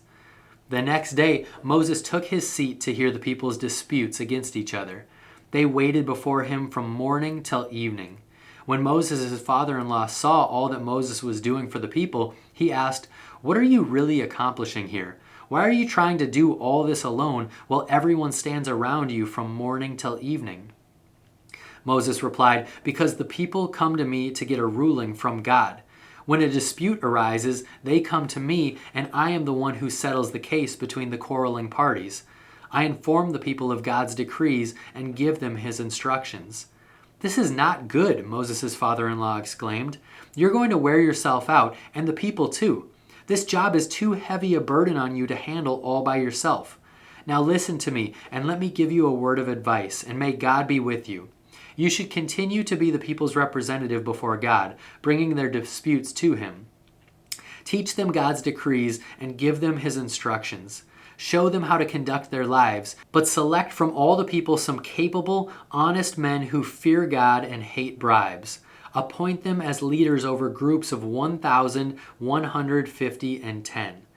They should always be available to solve the people's common disputes, but have them bring the major cases to you. Let the leaders decide the small matters themselves. They will help you carry the load, making the task easier for you. If you follow this advice, and if God commands you to do so, then you will be able to endure the pressures, and all these people will go home in peace." Moses listened to his father-in-law's advice and followed his suggestions. He chose capable men from all over Israel and appointed them as leaders over the people. He put them in charge of groups of 1,000, 150, and 10. These men were always available to solve the people's common disputes. They brought the major cases to Moses, but they took care of the smaller matters themselves. Soon after this, Moses said goodbye to his father-in-law, who returned to his own land. Chapter 19. Exactly 2 months after the Israelites left Egypt, they arrived in the wilderness of Sinai. After breaking camp at Rephidim, they camped in the wilderness of Sinai and set up camp there at the base of Mount Sinai. Then Moses climbed the mountain to appear before God. The Lord called to him from the mountain and said, "Give these instructions to the family of Jacob. Announce it to the descendants of Israel. You have seen what I did to the Egyptians. You know how I carried you on eagle's wings and brought you to myself. Now if you will obey me and keep my covenant, you will be my own special treasure from among all the peoples on earth. For all the earth belongs to me, and you will be my kingdom of priests, my holy nation. This is the message you must give to the people of Israel." So Moses returned from the mountain and called together the elders of the people and told them everything the Lord had commanded him. And all the people responded together, "We will do everything the Lord has commanded." So Moses brought the people's answer back to the Lord. Then the Lord said to Moses, "I will come to you in a thick cloud, Moses, so the people themselves can hear me when I speak to you. Then they will always trust you." Moses told the Lord what the people had said. Then the Lord told Moses, "Go down and prepare the people for my arrival. Consecrate them today and tomorrow and have them wash their clothing. Be sure they are ready on the third day, for on that day the Lord will come down on Mount Sinai as all the people watch. Mark off a boundary all around the mountain. Warn the people, be careful, do not go up on the mountain or even touch its boundaries. Anyone who touches the mountain will certainly be put to death. No hand may touch the person or animal that crosses the boundary. Instead, stone them or shoot them with arrows. They must be put to death. However, when the ram's horn sounds a long blast, then the people may go up on the mountain." So Moses went down to the people. He consecrated them for worship and then washed their clothes. He told them, "Get ready for the third day, and until then, abstain from having sexual intercourse." On the morning of the third day, thunder roared and lightning flashed, and a dense cloud came down on the mountain. There was a long, loud blast from a ram's horn, and all the people trembled. Moses led them out from the camp to meet with God, and they stood at the foot of the mountain. All of Mount Sinai was covered with smoke because the Lord had descended on it in the form of fire. The smoke billowed in the sky like smoke from a brick kiln, and the whole mountain shook violently. As the blast of the ram's horn grew louder and louder, Moses spoke, and God thundered his reply. The Lord came down on top of Mount Sinai and called Moses to the top of the mountain. So Moses climbed the mountain. Then the Lord told Moses, "Go back down and warn the people not to break through the boundaries to see the Lord, or they will die." Then the priests who regularly came near to the Lord must purify themselves so that the Lord does not break out and destroy them. "But Lord," Moses protested, "the people cannot come up to Mount Sinai. You already warned us. You told me, mark off a boundary all around the mountain to set it apart as holy." But the Lord said, "Go down and bring Aaron back up to you. In the meantime, do not let the priests or the people break through to approach the Lord, or he will break out and destroy them." So Moses went down to the people and told them what the Lord had said. Chapter 20.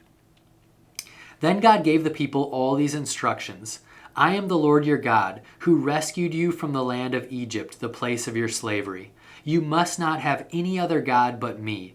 You must not make for yourself an idol of any kind or an image of anything in the heavens or on the earth or in the sea. You must not bow down to them or worship them, for I, the Lord your God, am a jealous God who will not tolerate your affliction for any other gods. I lay the sins of the parents upon their children. The entire family is affected, even children in the third and fourth generations of those who reject me. But I lavish unfailing love for 1,000 generations on those who love me and obey my commands. You must not misuse the name of the Lord your God. The Lord will not let you go unpunished if you misuse his name. Remember to observe the Sabbath day by keeping it holy. You have 6 days each week for your ordinary work, but the seventh day is a Sabbath day of rest, dedicated to the Lord your God. On that day, no one in your household may do any work. This includes you, your sons and daughters, your male and female servants, your livestock, and any foreigners living among you. For in 6 days the Lord made the heavens, the earth, the sea, and everything in them. But on the 7th day he rested. That is why the Lord blessed the Sabbath day and set it apart as holy. Honor your father and mother. Then you will live a long, full life in the land the Lord your God is giving you. You must not murder. You must not commit adultery. You must not steal. You must not testify falsely against your neighbor. You must not covet your neighbor's house. You must not covet your neighbor's wife, male or female servant, ox or donkey, or anything else that belongs to your neighbor. When the people heard the thunder and the loud blast of the ram's horn, and when they saw the flashes of lightning and the smoke billowing from the mountain, they stood at a distance, trembling with fear. And they said to Moses, "You speak to us, and we will listen. But don't let God speak directly to us, or we will die." "Don't be afraid," Moses answered them, "for God has come in this way to test you, and so that your fear of him will keep you from sinning." As the people stood in the distance, Moses approached the dark cloud where God was. And the Lord said to Moses, "Say this to the people of Israel: You saw for yourselves that I spoke to you from heaven. Remember, you must not make any idols of silver or gold to rival me. Build for me an altar made of earth and offer your sacrifices to me, your burnt offerings and peace offerings, your sheep and goats and your cattle. Build my altar wherever I cause my name to be remembered, and I will come to you and bless you. If you use stones to build my altar, use only natural, uncut stones. Do not shape the stones with a tool, for that would make the altar unfit for holy use. And do not approach my altar by going up steps. If you do, someone might look up under your clothing and see your nakedness." Chapter 21. These are the regulations you must present to Israel. If you buy a Hebrew slave, he may serve for no more than 6 years. Set him free in the 7th year, and he will owe you nothing for his freedom. If he was single when he became your slave, shall leave single. But if he was married before he became a slave, then his wife must be freed with him. If his master gave him a wife while he was a slave and they had sons or daughters, then only the man will be free in the 7th year. But his wife and children will still belong to his master. But the slave may declare, "I love my master, my wife, and my children. I don't want to go free." If he does this, his master must present him before God. Then his master must take him to the door or doorpost and publicly pierce his ear with an awl. After that, the slave will serve his master for life. When a man sells his daughter as a slave, she will not be freed at the end of 6 years as the men are. If she does not satisfy her owner, he must allow her to be brought back again. But he is not allowed to sell her to foreigners, since he is the one who broke the contract with her.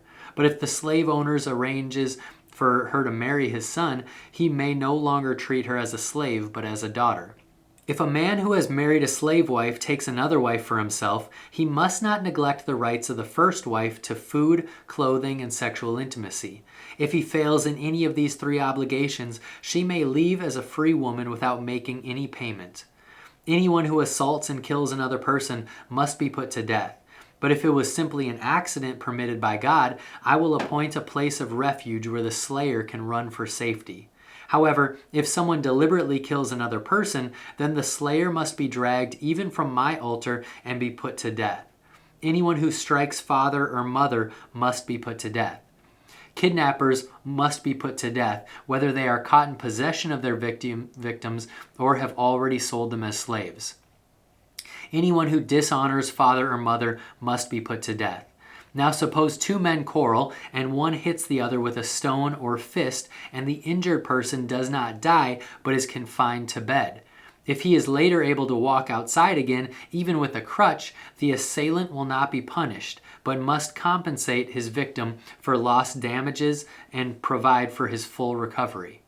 If a man beats his male or female slave with a club, and the slave dies as a result, the owner must be punished. But if the slave recovers within a day or 2, then the owner shall not be punished, since the slave is his property. Now suppose 2 men are fighting, and in the process they accidentally strike a pregnant woman, so she gives birth prematurely. If no further injury results, the man who struck the woman must pay the amount of compensation the woman's husband demands and the judges approve. But if there is further injury, the punishment must match the injury: a life for a life, an eye for an eye, a tooth for a tooth, a hand for a hand, a foot for a foot, a burn for a burn, a wound for a wound, a bruise for a bruise. If a man hits his male or female slave in the eye and the eye is blinded, he must let the slave go free to compensate for the eye. And if a man knocks out the tooth of his male or female slave, he must let the slave go free to compensate for the tooth.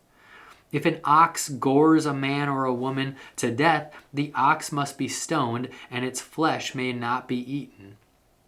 In such a case, however, the owner will not be held liable. But suppose the ox had a reputation for goring and the owner had been informed but failed to keep it under control. If the ox then kills someone, it must be stoned, and the owner must also be put to death. However, the dead person's relatives may accept payment to compensate for the loss of life. The owner of the ox may redeem his life by paying whatever is demanded. The same regulation applies if the ox gores a boy or a girl. But if the ox gores a slave, either male or female, the animal's owners must pay the slave's owner 30 silver coins, and the ox must be stoned.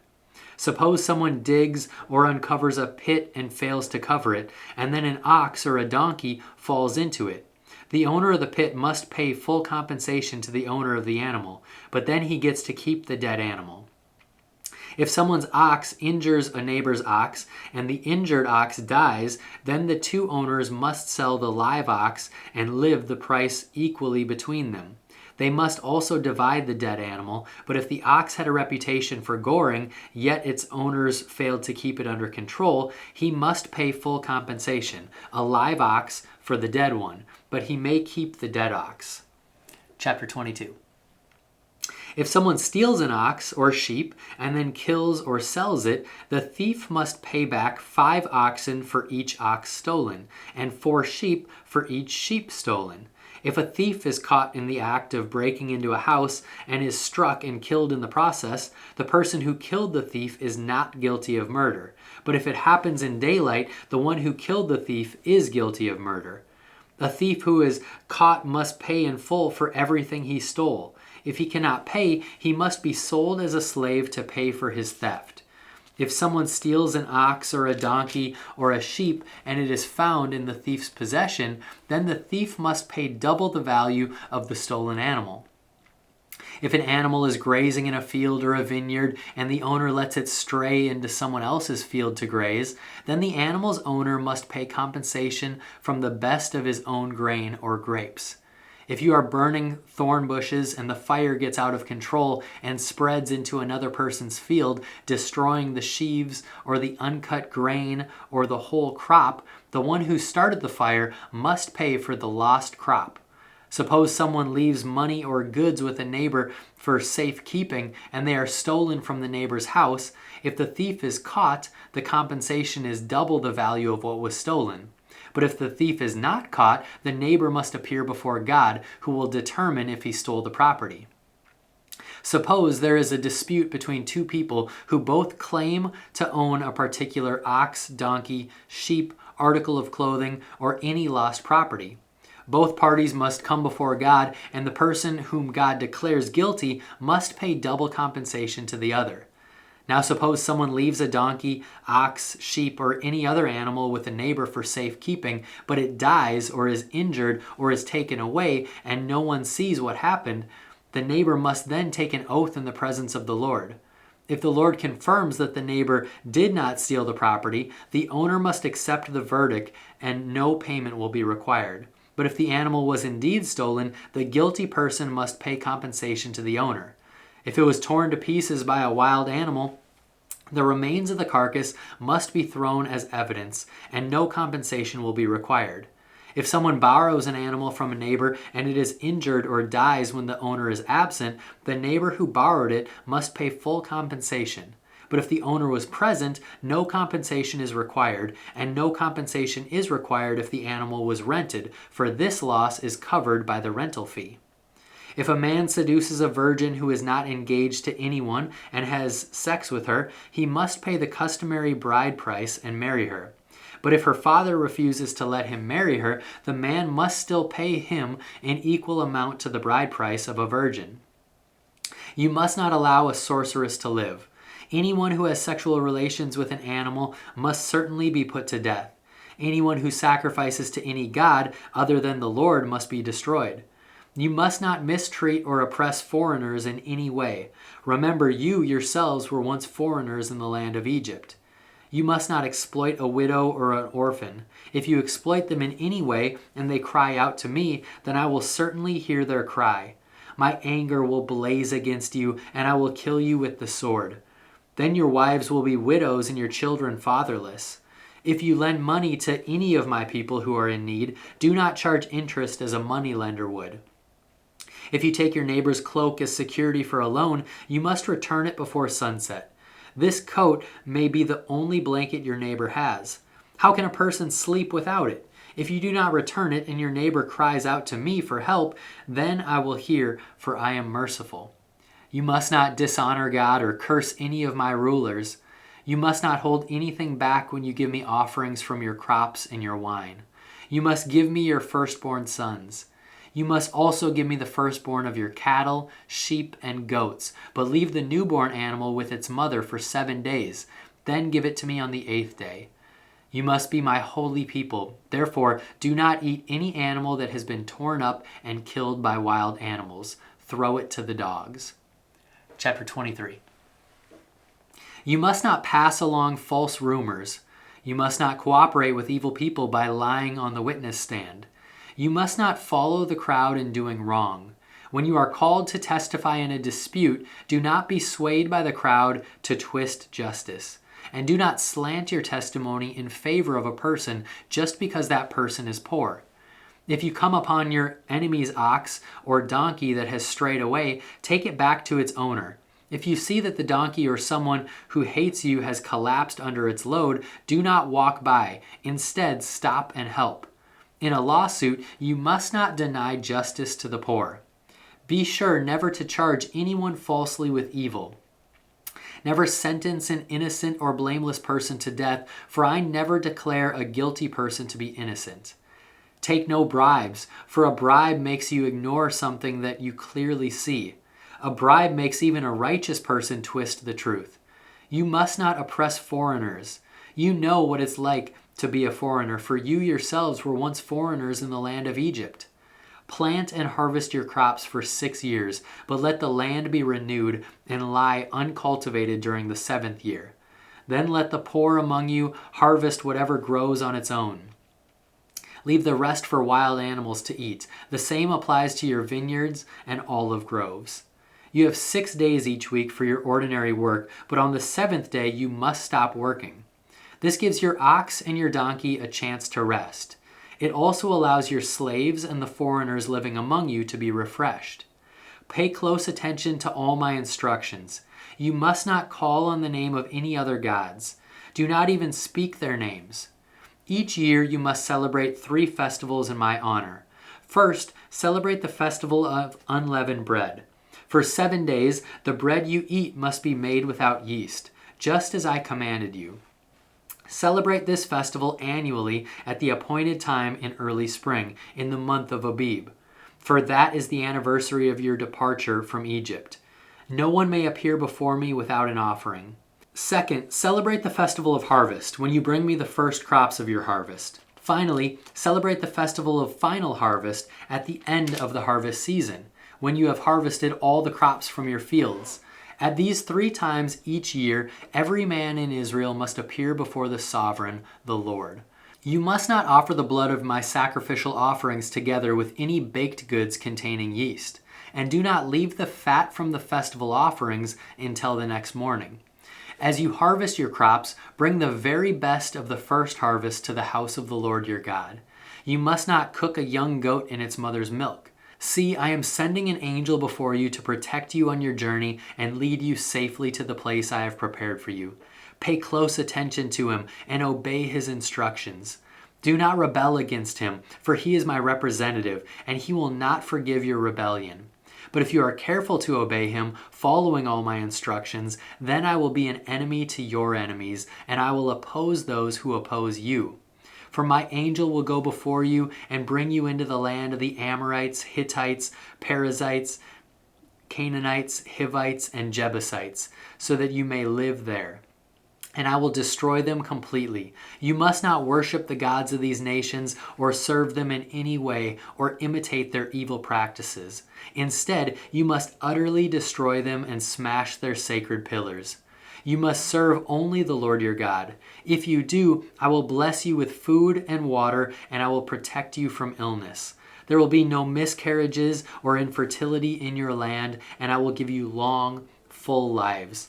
I will send my terror ahead of you and create panic among all the people whose lands you invade. I will make all your enemies turn and run. I will send terror ahead of you to drive out the Hivites, Canaanites, and Hittites. But I will not drive them out in a single year, because the land would become desolate and the wild animals would multiply and threaten you. I will drive them out a little at a time until your population has increased enough to take possession of the land.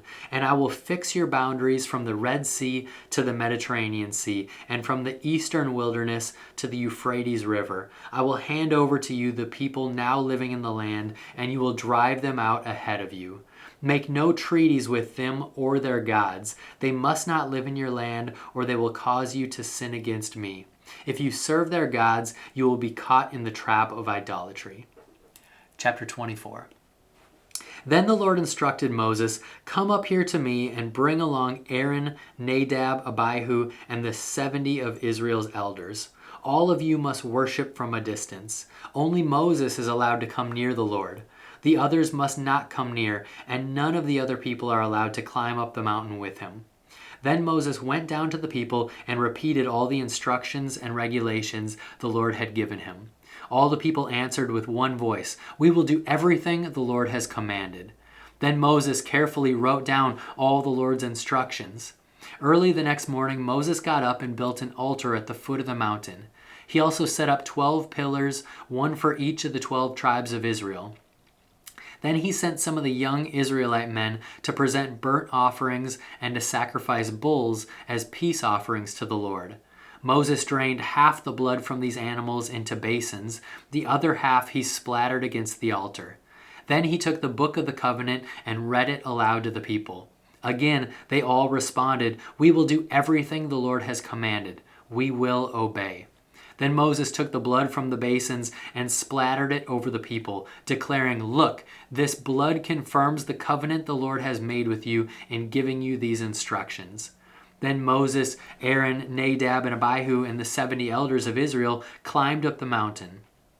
There they saw the God of Israel.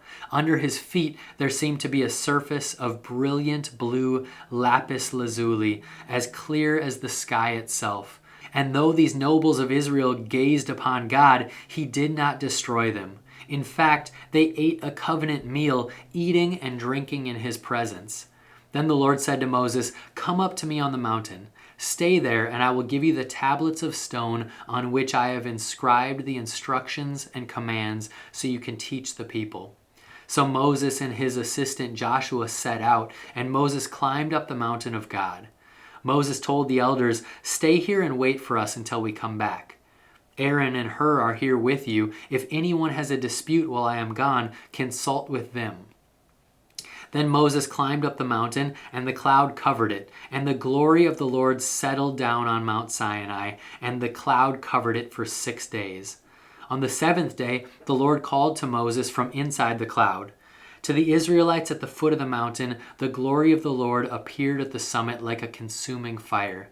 Then Moses disappeared into the cloud as he climbed higher up the mountain. He remained on the mountain for 40 days and 40 nights. Chapter 25. The Lord said to Moses, "Tell the people of Israel to bring me their sacred offerings. Accept the contributions from all whose hearts are moved to offer them. Here's a list of sacred offerings you may accept from them: gold, silver, and bronze, blue, purple, and scarlet thread, fine linen and goat hair for cloth, tanned ram skins and fine goatskin leather, acacia wood, olive oil for the lamps, spices for the anointing oil and the fragrant incense, onyx stones, and other gemstones to be set in the ephod and the priest's chest piece. Have the people of Israel build me a holy sanctuary so I can live among them. You must build this tabernacle and its furnishings exactly according to the pattern I will show you. Have the people make an ark of acacia wood, a sacred chest 45 inches long, 27 inches wide, and 27 inches high. Overlay it inside and outside with pure gold and run a molding of gold all around it. Cast 4 gold rings and attach them to its 4 feet, 2 rings on each side. Make poles from acacia wood and overlay them with gold. Insert the poles in the rings at the sides of the ark to carry it. These carrying poles must stay inside the rings, never remove them. When the ark is finished, place inside its stone tablets inscribed with the terms of the covenant which I will give to you. Then make the ark's cover, the place of atonement, from pure gold. It must be 47 inches long and 27 inches wide. Then make 2 cherubim from hammered gold and place them on the 2 ends of the atonement cover. Mold the cherubim on each end of the atonement cover, making it all of 1 piece gold. The cherubim will face each other and look down on the atonement cover. With their wings spread above it, they will protect it.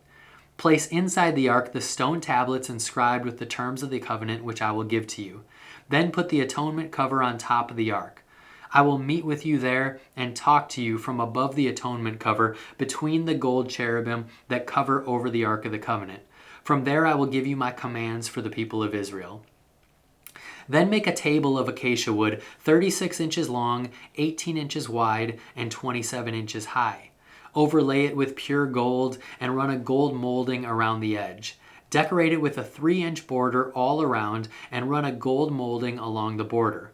Make 4 gold rings for the table and attach them at the 4 corners next to the 4 legs.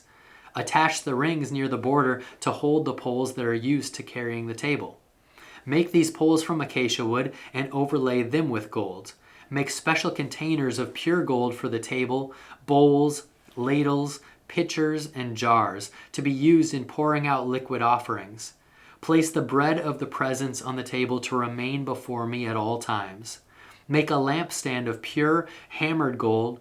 Make the entire lampstand and its decorations of 1 piece, the base, center stem, lamp cups, buds, and petals.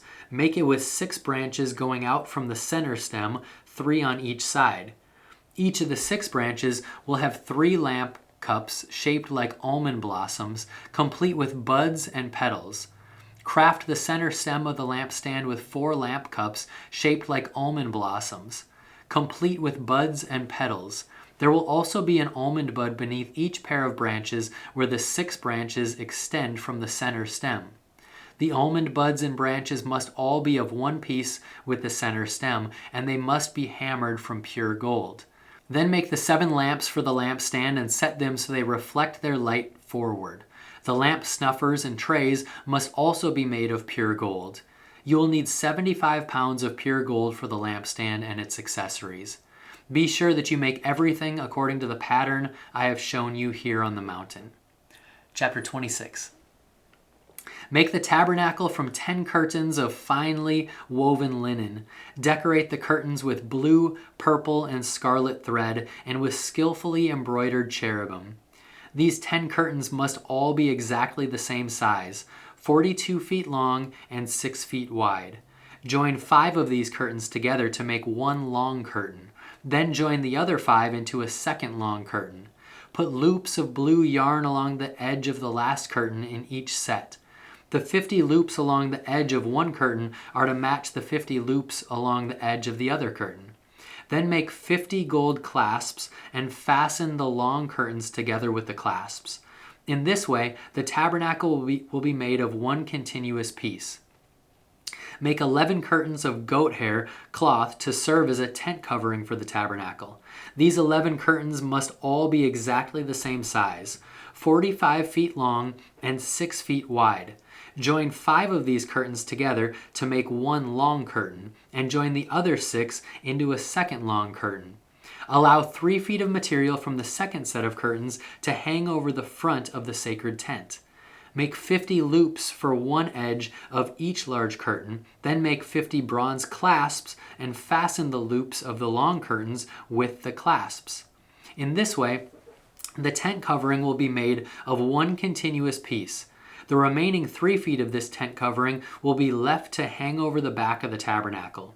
Allow 18 inches of remaining material to hang down over each side, so the tabernacle is completely covered. Complete the tent covering with a protective layer of tanned ram skins and a layer of fine goat skin leather. For the framework of the tabernacle, construct frames of acacia wood. Each frame must be 15 feet high and 27 inches wide, with 2 pegs under each frame. Make all the frames identical. Make 20 of these frames to support the curtains on the south side of the tabernacle. Also make 40 silver bases, 2 bases under each frame, with the pegs fitting securely into the bases. For the north side of the tabernacle, make another 20 frames, with their 40 silver bases, 2 bases under each frame.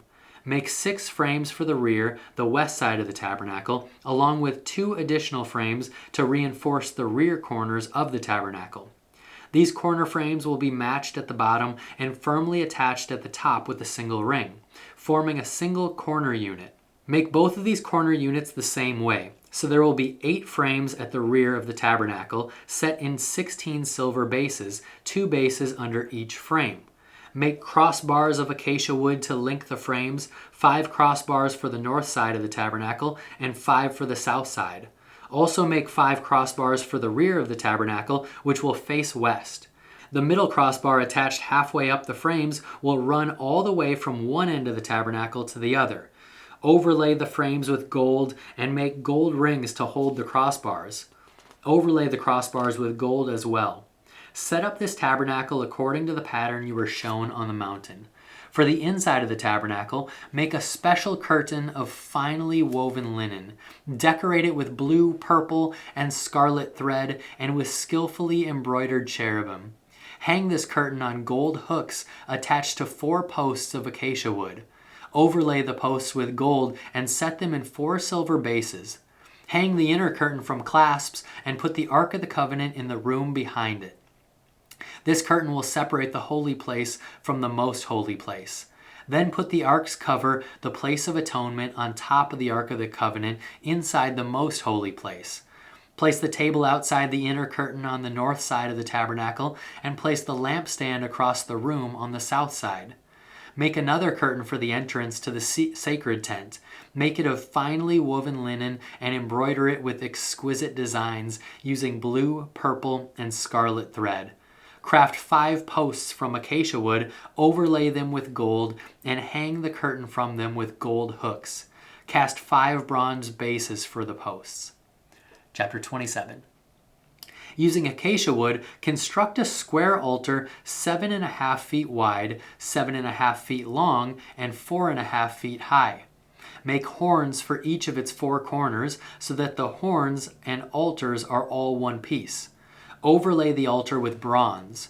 Make ash buckets, shovels, basins, meat forks, and fire pans, all of bronze. Make a bronze grating for it and attach 4 bronze rings at its 4 corners.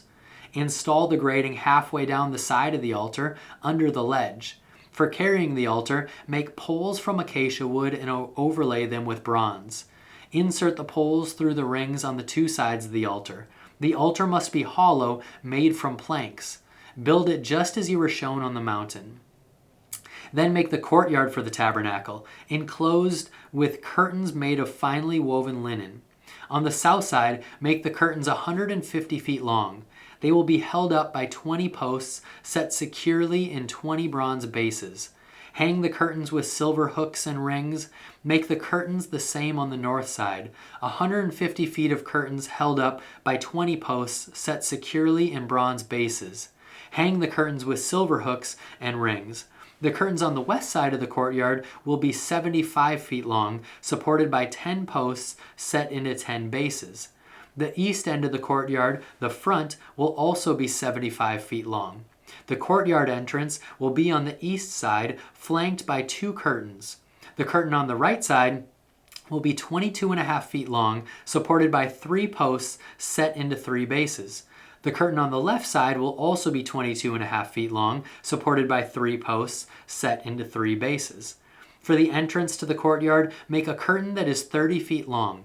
Make it from finely woven linen and decorate it with beautiful embroidery in blue, purple, and scarlet thread. Support it with 4 posts, each securely set in its own base. All the posts around the courtyard must have silver rings and hooks and bronze bases. So the entire courtyard will be 150 feet long and 75 feet wide, with curtain walls 7.5 feet high, made from finely woven linen. The bases for the posts will be made of bronze. All the articles used in the rituals of the tabernacle, including all the tent pegs used to support the tabernacle and the courtyard curtains, must be made of bronze. Command the people of Israel to bring you pure oil of pressed olives for the light, to keep the lamps burning continually. The lampstand will stand in the tabernacle in the front of the inner curtain that shields the Ark of the Covenant. Aaron and his sons must keep the lamps burning in the Lord's presence all night.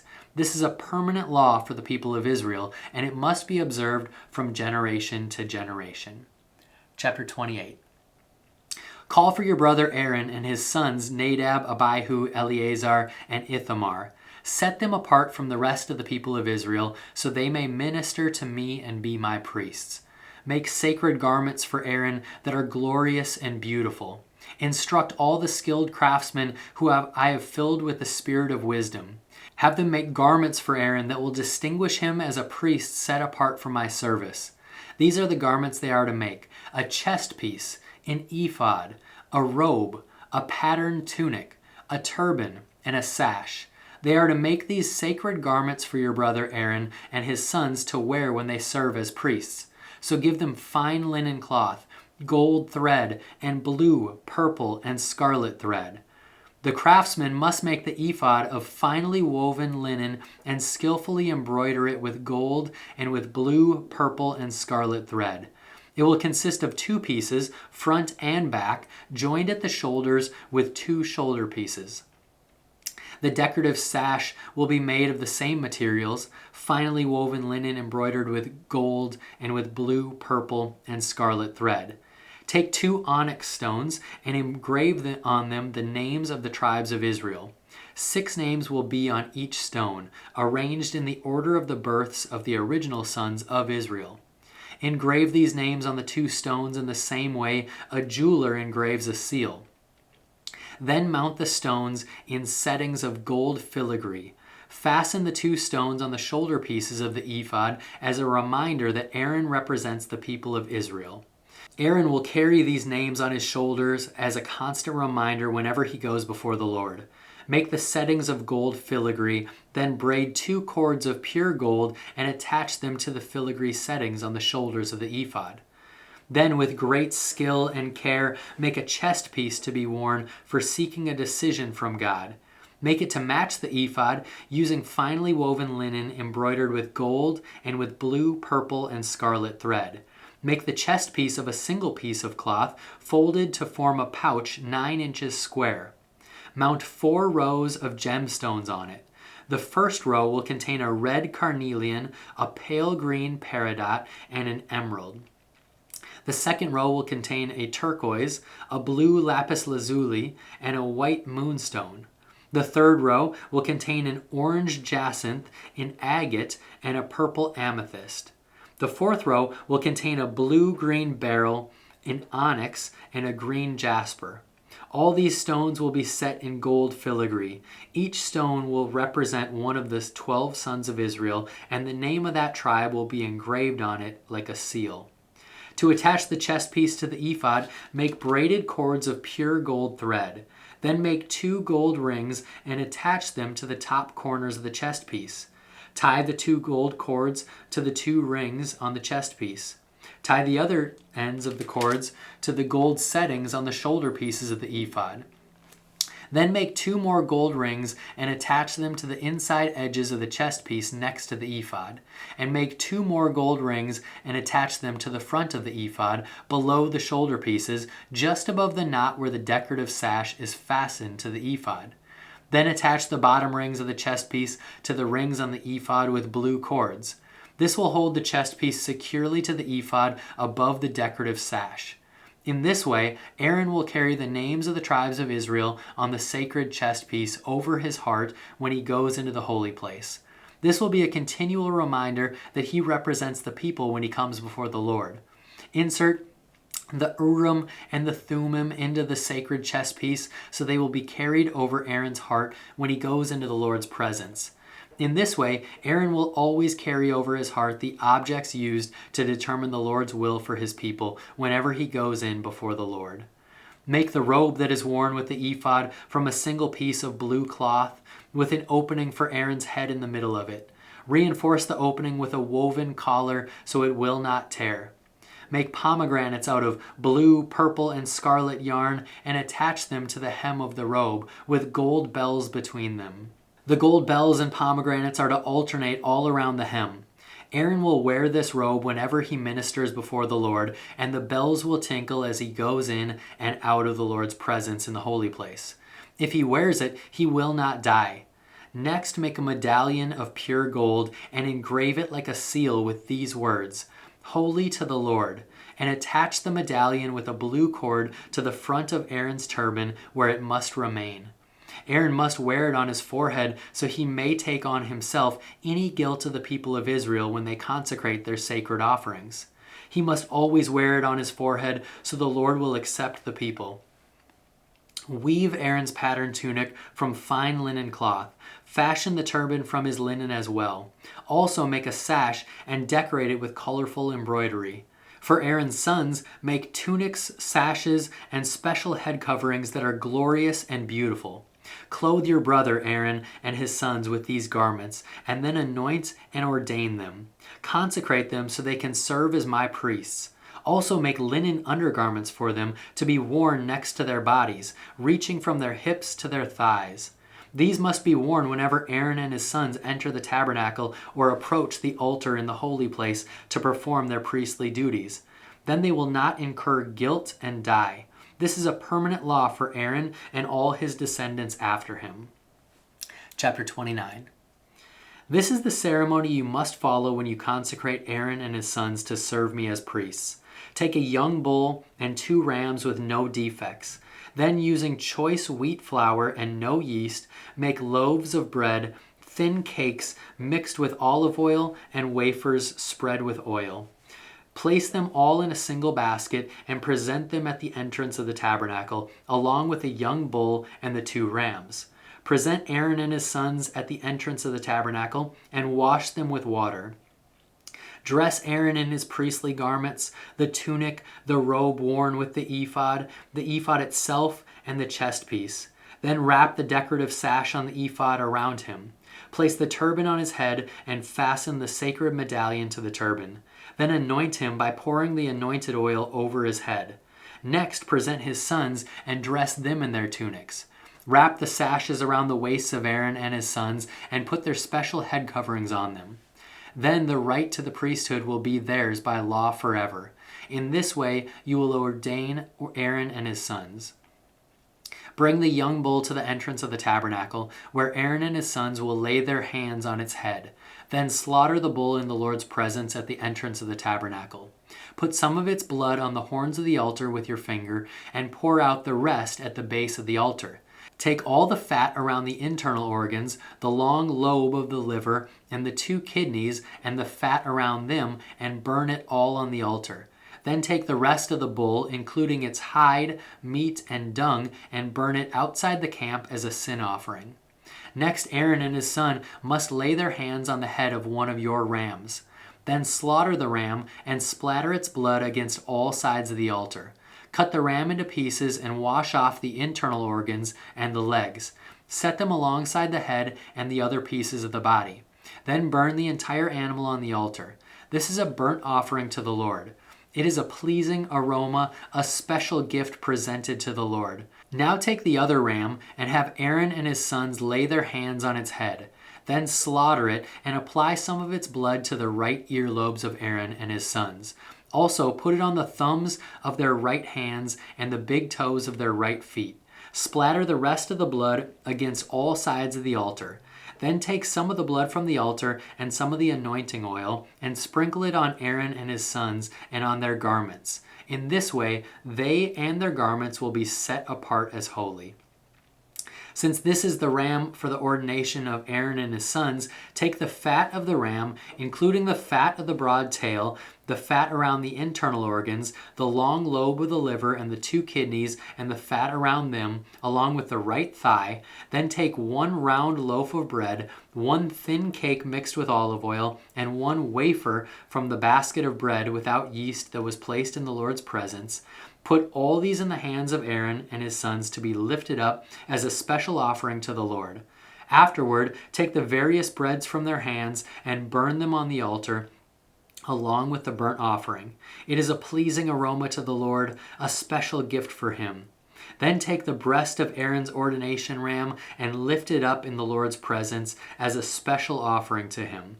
Then keep it as your own portion. Set aside the portions of the ordination ram that belong to Aaron and his sons. This includes the breast and the thigh that were lifted up before the Lord as a special offering. In the future, whenever the people of Israel lift up a peace offering, a portion of it must be set aside for Aaron and his descendants.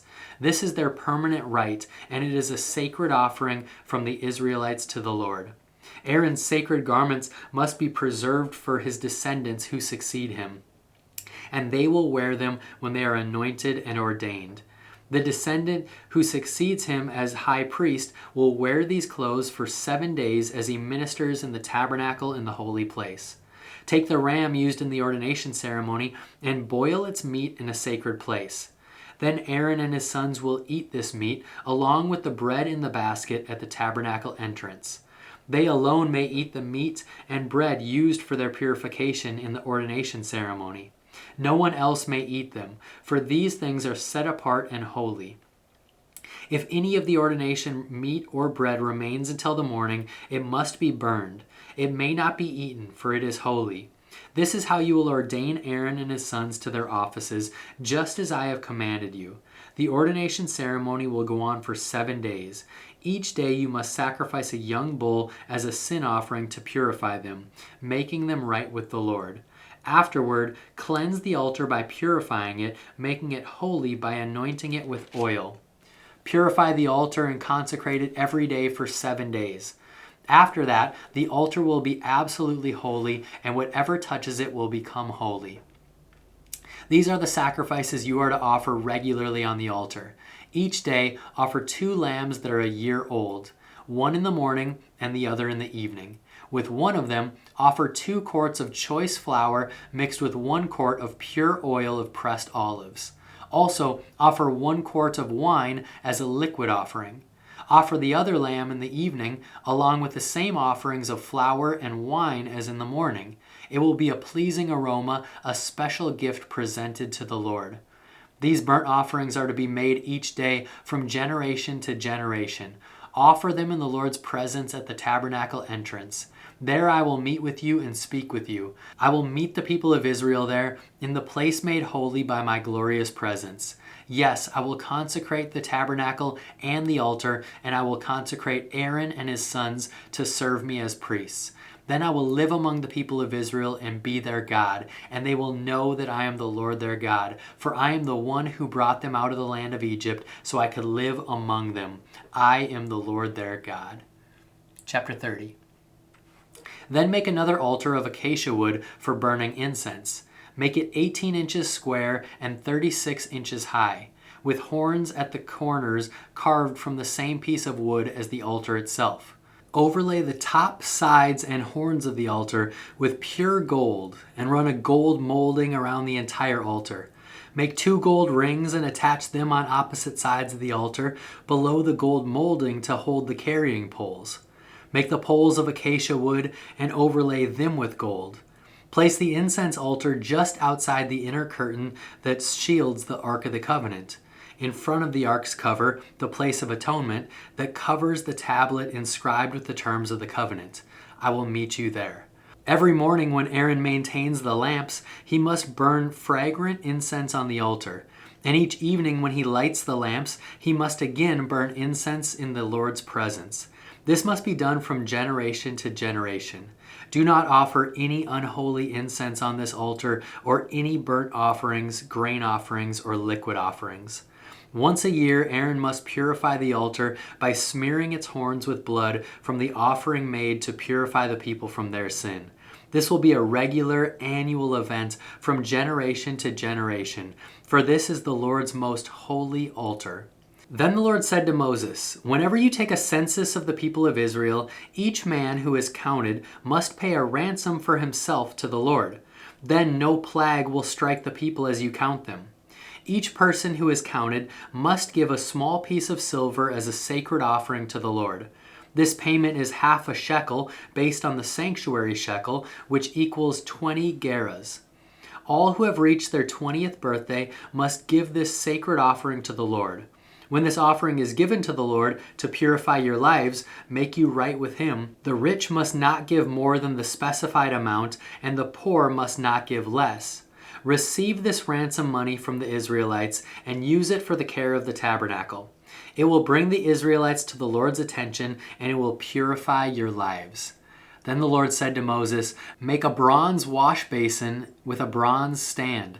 Place it between the tabernacle and the altar and fill it with water. Aaron and his sons will wash their hands and feet there. They must wash with water whenever they go into the tabernacle to appear before the Lord, and when they approach the altar to burn up their special gifts to the Lord, or they will die. They must always wash their hands and feet, or they will die. This is a permanent law for Aaron and his descendants, to be observed from generation to generation." Then the Lord said to Moses, "Collect choice spices, 12.5 pounds of pure myrrh, 6.25 pounds of fragrant cinnamon, 6.25 pounds of fragrant calamus, and 12.5 pounds of cassia, as measured by the weight of the sanctuary shekel. Also, get 1 gallon of olive oil. Like a skilled incense maker, blend these ingredients to make a holy anointing oil. Use this sacred oil to anoint the tabernacle, the Ark of the Covenant, the table and all its utensils, the lampstand and all its accessories, the incense altar, the altar of burnt offering and all its utensils, and the wash basin with its stand. Consecrate them to make them absolutely holy. After this, whatever touches them will also become holy. Anoint Aaron and his sons also, consecrating them to serve as priests. And say to the people of Israel, 'This holy anointing oil is reserved for me from generation to generation. It must never be used to anoint anyone else, and you must never make any blend like it for yourselves. It is holy, and you must treat it as holy. Anyone who makes a blend like it or anoints someone other than a priest will be cut off from the community.' Then the Lord said to Moses, 'Gather fragrant spices, resin droplets, mollusk shell, and galbanum, and mix these fragrant spices with pure frankincense, weighed out in equal amounts. Using the usual techniques of the incense maker, blend the spices together and sprinkle them with salt to produce a pure and holy incense. Grind some of the mixture into a very fine powder and put it in front of the Ark of the Covenant, where I will meet with you in the tabernacle. You must treat this incense as most holy. Never use this formula to make this incense for yourselves. It is reserved for the Lord, and you must treat it as holy. Anyone who makes incense like this for personal use will be cut off from the community." Chapter 31. Then the Lord said to Moses, "Look, I have specifically chosen Bezalel, son of Uri, grandson of Hur of the tribe of Judah. I have filled him with the Spirit of God, giving him great wisdom, ability, and expertise in all kinds of crafts. He is a master craftsman, expert in working with gold, silver, and bronze. He is skilled in engraving and mounting gemstones and in carving wood. He is a master at every craft. And I have personally appointed Aholiab, son of Ahisamach of the tribe of Dan, to be his assistant. Moreover, I have given special skill to all the gifted craftsmen so they can make all the things I have commanded you to make: the tabernacle, the Ark of the Covenant, the Ark's cover, the place of atonement, All the furnishings of the tabernacle, the table and its utensils, the pure gold lampstand with all its accessories, the incense altar, the altar of burnt offerings with all its utensils, the wash basin with its stand, the beautifully stitched garments, the sacred garments for Aaron the priest, and the garments for his sons to wear as they minister as priests, the anointing oil, the fragrant incense for the holy place.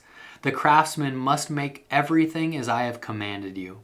The Lord then gave instructions to Moses. Tell the people of Israel, be careful to keep my Sabbath day, for the Sabbath is a sign of the covenant between me and you from generation to generation. It is given so you may know that I am the Lord who makes you holy. You must keep the Sabbath day, for it is a holy day for you. Anyone who desecrates it must be put to death. Anyone who works on that day will be cut off from the community. You have 6 days each week for your ordinary work, but the 7th day must be a Sabbath day of complete rest, a holy day dedicated to the Lord. Anyone who works on the Sabbath must be put to death. The people of Israel must keep the Sabbath day by observing it from generation to generation. This is a covenant obligation for all time. It is a permanent sign of my covenant with the people of Israel. For in 6 days the Lord made heaven and earth, but on the 7th day he stopped working and was refreshed. When the Lord finished speaking with Moses on Mount Sinai, he gave him the 2 stone tablets inscribed with the terms of the covenant written by the finger of God. Chapter 32. When the people saw how long it was taking Moses to come back down the mountain, they gathered around Aaron. Come on, they said, make us some gods who can lead us. We don't know what happened to this fellow Moses who brought us here from the land of Egypt. So Aaron said, take the gold rings from the ears of your wives and sons and daughters and bring them to me. All the people took the gold rings from their ears and brought them to Aaron. Then Aaron took the gold, melted it down, and molded it into the shape of a calf. When the people saw it, they exclaimed, O Israel, these are the gods who brought you out of the land of Egypt. Aaron saw how excited the people were, so he built an altar in front of the calf. Then he announced, tomorrow will be a festival to the Lord. The people got up early the next morning to sacrifice burnt offerings and peace offerings. After this, they celebrated with feasting and drinking, and they indulged in pagan revelry. The Lord told Moses, quick, go down the mountain. Your people whom you brought from the land of Egypt have corrupted themselves. How quickly they have turned away from the way I commanded them to live. They have melted down gold and made a calf, and they have bowed down and sacrificed to it. They are saying, these are our gods, O Israel, who brought you out of the land of Egypt. Then the Lord said, I have seen how stubborn and rebellious these people are. Now leave me alone so my fierce anger can blaze against them, and I will destroy them. Then I will make you, Moses, into a great nation. But Moses tried to pacify the Lord his God. O Lord, he said, why are you so angry with your own people whom you brought from the land of Egypt with such great power and such a strong hand? Why let the Egyptians say their God rescued them with the evil intention of slaughtering them in the mountains and wiping them from the face of the earth? Turn away from your fierce anger. Change your mind about this terrible disaster you have threatened against your people. Remember your servants Abraham, Isaac, and Jacob. You bound yourself with an oath to them, saying, I will make your descendants as numerous as the stars of heaven, and I will give them all this land that I have promised to your descendants, and they will possess it forever. So the Lord changed his mind about the terrible disaster he had threatened to bring on his people. Then Moses turned and went down the mountain. He held in his hands the 2 stone tablets inscribed with the terms of the covenant. They were inscribed on both sides, front and back. These tablets were God's work. The words on them were written by God himself. When Joshua heard the boisterous noises of the people shouting below them, he exclaimed to Moses, it sounds like war in the camp. But Moses replied, no, it's not a shout of victory, nor the wailing of defeat. I hear the sound of a celebration. When they came near the camp, Moses saw the calf and the dancing, and he burned with anger. He threw the stone tablets on the ground, smashing them at the foot of the mountain. He took the calf they had made and burned it. Then he ground it into powder, threw it into the water, and forced the people to drink it. Finally, he turned to Aaron and demanded, what did these people do to you to make you bring such terrible sin upon them? "Don't get so upset, my lord," Aaron replied. "You yourself know how evil these people are. They said to me, 'Make us gods who will lead us.' We don't know what happened to this fellow Moses who brought us here from the land of Egypt. So I told them, 'Whoever has gold jewelry, take it off.' When they brought it to me, I simply threw it into the fire, and out came this calf." Moses saw that Aaron had let the people get completely out of control, much to the amusement of their enemies. So he stood at the entrance to the camp and shouted, "All of you who are on the Lord's side, come here and join me." And all the Levites gathered around him. Moses told them, "This is what the Lord, the God of Israel, says. Each of you, take your swords and go back and forth from one end of the camp to the other. Kill everyone, even your brothers, friends, and neighbors." The Levites obeyed Moses' command, and about 3,000 people died that day. Then Moses told the Levites, "Today you have ordained yourselves for the service of the Lord, for you obeyed him even though it meant killing your own sons and brothers. Today you have earned a blessing." The next day Moses said to the people, "You have committed a terrible sin, but I will go back to the Lord on the mountain. Perhaps I will be able to obtain forgiveness for your sin." So Moses returned to the Lord and said, "Oh, what a terrible sin these people have committed.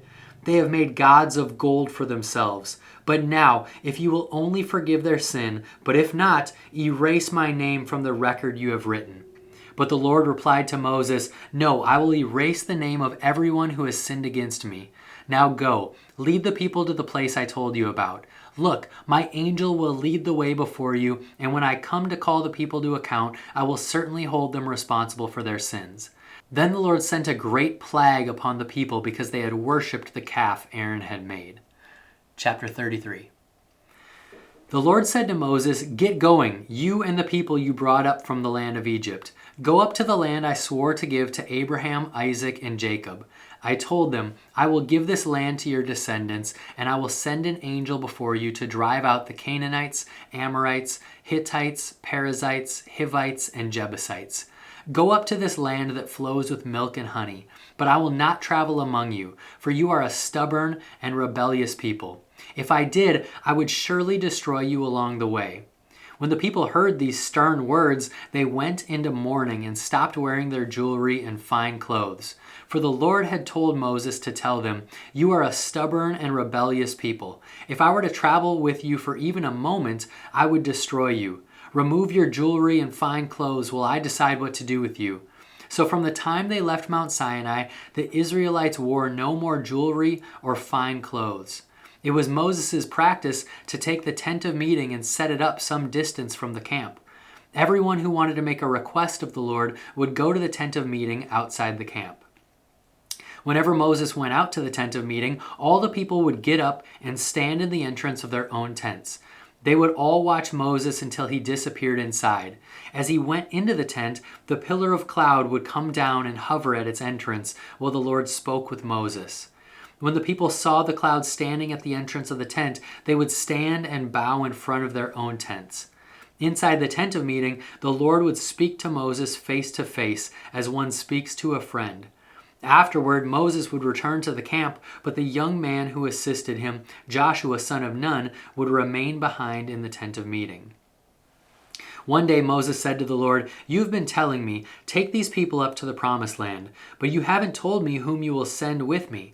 You have told me, 'I know you by name, and I look favorably on you.' If it is true that you look favorably on me, let me know your ways so I may understand you more fully and continue to enjoy your favor. And remember that this nation is your very own people."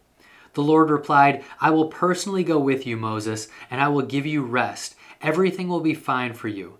Then Moses said, "If you don't personally go with us, don't make us leave this place. How will anyone know that you look favorably on me or my people, if you don't go with us? For your presence among us sets your people and me apart from all other people on the earth."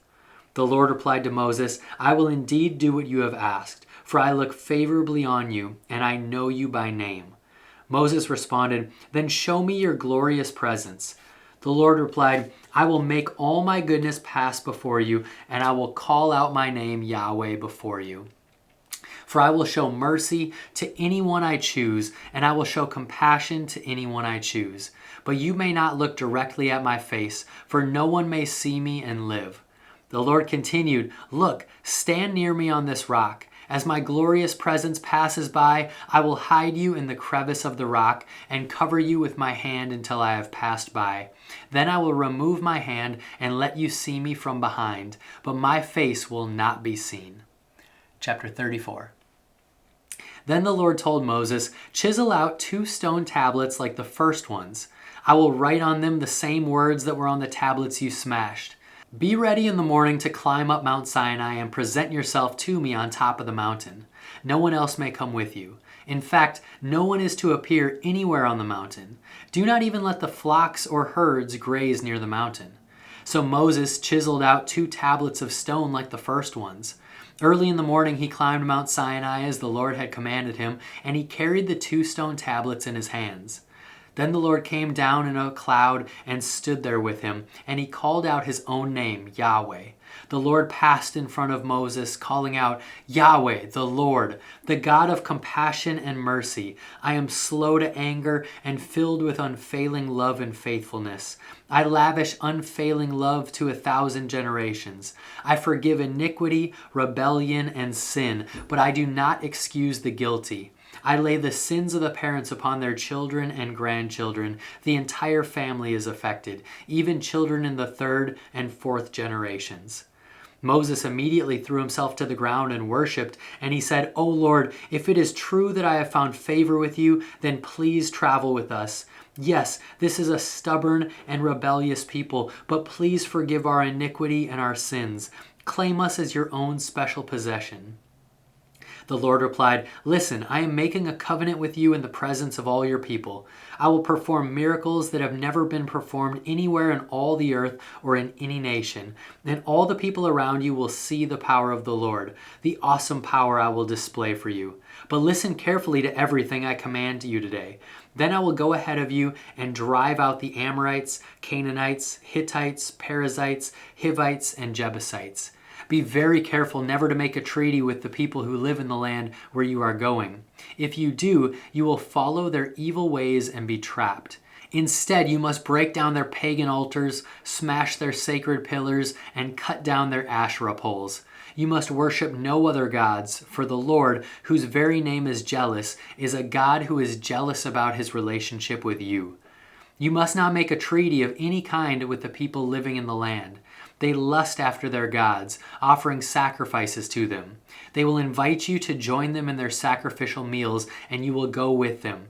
Then you will accept their daughters who sacrifice to other gods as wives for your sons, and they will seduce your sons to commit adultery against me by worshiping other gods. You must not make any gods of molten metal for yourselves. You must celebrate the festival of unleavened bread. For 7 days, the bread you eat must be made without yeast, just as I commanded you. Celebrate this festival annually at the appointed time in early spring, in the month of Abib, for that is the anniversary of your departure from Egypt. The firstborn of every animal belongs to me, including the firstborn males from your herds of cattle and your flocks of sheep and goats. A firstborn donkey may be bought back from the Lord by presenting a lamb or young goat in its place. But if you do not buy it back, you must break its neck. However, you must buy back every firstborn son. No one may appear before me without an offering. You have 6 days each week for your ordinary work, but on the 7th day you must stop working, even during the seasons of plowing and harvest. You must celebrate the festival of harvest with the first crop of the wheat harvest and celebrate the festival of the final harvest at the end of the harvest season. 3 times each year, every man in Israel must appear before the sovereign, the Lord, the God of Israel. I will drive out the other nations ahead of you and expand your territory, so no one will covet and conquer your land while you appear before the Lord your God 3 times each year. You must not offer the blood of my sacrificial offerings together with any baked goods containing yeast, and none of the meat of the Passover sacrifice may be kept over until the next morning. As you harvest your crops, bring the very best of the first harvest to the house of the Lord your God. You must not cook a young goat in its mother's milk. Then the Lord said to Moses, "Write down all these instructions, for they represent the terms of the covenant I am making with you and with Israel." Moses remained there on the mountain with the Lord 40 days and 40 nights. In all that time he ate no bread and drank no water, and the Lord wrote the terms of the covenant, the 10 Commandments, on the stone tablets. When Moses came down Mount Sinai carrying the 2 stone tablets inscribed with the terms of the covenant, he wasn't aware that his face had become radiant because he had spoken to the Lord. So when Aaron and the people of Israel saw the radiance of Moses' face, they were afraid to come near him. But Moses called out to them and asked Aaron and all the leaders of the community to come over, and he talked with them. Then all the people of Israel approached him, and Moses gave them all the instructions the Lord had given him on Mount Sinai. When Moses finished speaking with them, he covered his face with a veil. But whenever he went into the tent of meeting to speak with the Lord, he would remove the veil until he came out again. Then he would give the people whatever instructions the Lord had given him. And the people of Israel would see the radiant glow of his face. So he would put the veil over his face until he returned to speak with the Lord. Chapter 35. Then Moses called together the whole community of Israel and told them, "These are the instructions the Lord has commanded you to follow. You have 6 days each week for your ordinary work, but the 7th day must be a Sabbath day of complete rest, a holy day dedicated to the Lord. Anyone who works on that day must be put to death. You must not even light a fire in any of your homes on the Sabbath." Then Moses said to the whole community of Israel, "This is what the Lord has commanded. Take a sacred offering for the Lord. Let those with generous hearts present the following gifts to the Lord: gold, silver, and bronze, blue, purple, and scarlet thread, fine linen and goat hair for cloth, tanned ram skins and fine goat skin leather, acacia wood, olive oil for the lamps, spices for the anointing oil and the fragrant incense, onyx stones and other gemstones to be set in the ephod and the priest's chestpiece. Come, all of you who are gifted craftsmen, construct everything that the Lord has commanded: the tabernacle and its sacred tent, its covering, clasps, frames, crossbars, posts, and bases, the ark and its carrying poles, the ark's cover, the place of atonement, the inner curtain to shield the ark, the table, its carrying poles, and all its utensils, the bread of the presence, for light, the lampstand, its accessories, the lamp cups, and the olive oil for lighting, the incense altar and its carrying poles, the anointing oil and fragrant incense, the curtain for the entrance of the tabernacle, the altar of burnt offering, the bronze grating of the altar and its carrying poles and utensils, the wash basin with its stand, the curtains for the walls of the courtyard, the posts and their bases, the curtain for the entrance to the courtyard, the tent pegs of the tabernacle and courtyard and their ropes, the beautifully stitched garments for the priests to wear while ministering in the holy place, the sacred garments for Aaron the priest, and the garments for his sons to wear as they minister as priests. So the whole community of Israel left Moses and returned to their tents. All whose hearts were stirred and whose spirits were moved came and brought their sacred offerings to the Lord. They brought all the materials needed for the tabernacle, for the performance of its rituals, and for the sacred garments. Both men and women came, all whose hearts were willing. They brought to the Lord their offerings of gold, brooches, earrings, rings from their fingers, and necklaces. They presented gold objects of every kind as a special offering to the Lord. All those who owned the following items willingly brought them: blue, purple, and scarlet thread, fine linen and goat hair for cloth, and tanned ram skins and fine goat skin leather. And all who had silver and bronze objects gave them as a sacred offering to the Lord. And those who had acacia wood brought it for the use in the project. All the women who were skilled in sewing and spinning prepared blue, purple, and scarlet thread and fine linen cloth. All the women who were willing used their skills to spin the goat hair into yarn. The leaders brought onyx stones and the special gemstones to be set in the ephod and the priest's chest pieces. They also brought spices and olive oil for the light, the anointing oil, and the fragrance incense. So the people of Israel, every man and woman who was eager to help in the work of the Lord, had been given them through Moses, brought their gifts and gave them freely to the Lord. Then Moses told the people of Israel, "The Lord has specifically chosen Bezalel, son of Uri, grandson of Hur, of the tribe of Judah, The Lord has filled Bezalel with the Spirit of God, giving him great wisdom, ability, and expertise in all kinds of crafts. He is a master craftsman, expert in working with gold, silver, and bronze. He is skilled in engraving and mounting gemstones and in carving wood. He is a master at every craft, and the Lord has given both him and Aholiab, son of Ahisamach of the tribe of Dan, the ability to teach their skills to others. The Lord has given them special skills as engravers, designers, embroiderers in blue, purple, and scarlet thread on fine linen cloth, and weavers. They excel as craftsmen and as designers. Chapter 36. The Lord has gifted Bezalel, Aholiab, and the other skilled craftsmen with wisdom and ability to perform any task involved in building the sanctuary. Let them construct and furnish the tabernacle just as the Lord has commanded. So Moses summoned Bezalel and Aholiab and all the others who were specifically gifted by the Lord and were eager to get to work. Moses gave them the materials donated by the people of Israel as sacred offerings for the completion of the sanctuary. But the people continued to bring additional gifts each morning. Finally, the craftsmen who were working in the sanctuary left their work. They went to Moses and reported, "The people have given more than enough materials to complete the job the Lord has commanded us to do." So Moses gave the command, and this message was sent throughout the camp. "Men and women, don't prepare any more gifts for the sanctuary. We have enough." So the people stopped bringing their sacred offerings. Their contributions were more than enough to complete the whole project. The skilled craftsmen made 10 curtains of finely woven linen for the tabernacle. Then Bezalel decorated the curtains with blue, purple, and scarlet thread and with skillfully embroidered cherubim. All 10 curtains were exactly the same size, 42 feet long and 6 feet wide. 5 of these curtains were joined together to make one long curtain, and the other 5 were joined to make a second long curtain. He made 50 loops of blue yarn and put them along the edge of the last curtain in each set. The 50 loops along the edge of one curtain matched the 50 loops along the edge of the other curtain. Then he made 50 gold clasps and fastened the long curtains together with the clasps. In this way, the tabernacle was made of one continuous piece. He made 11 curtains of goat hair cloth to serve as a tent covering for the tabernacle.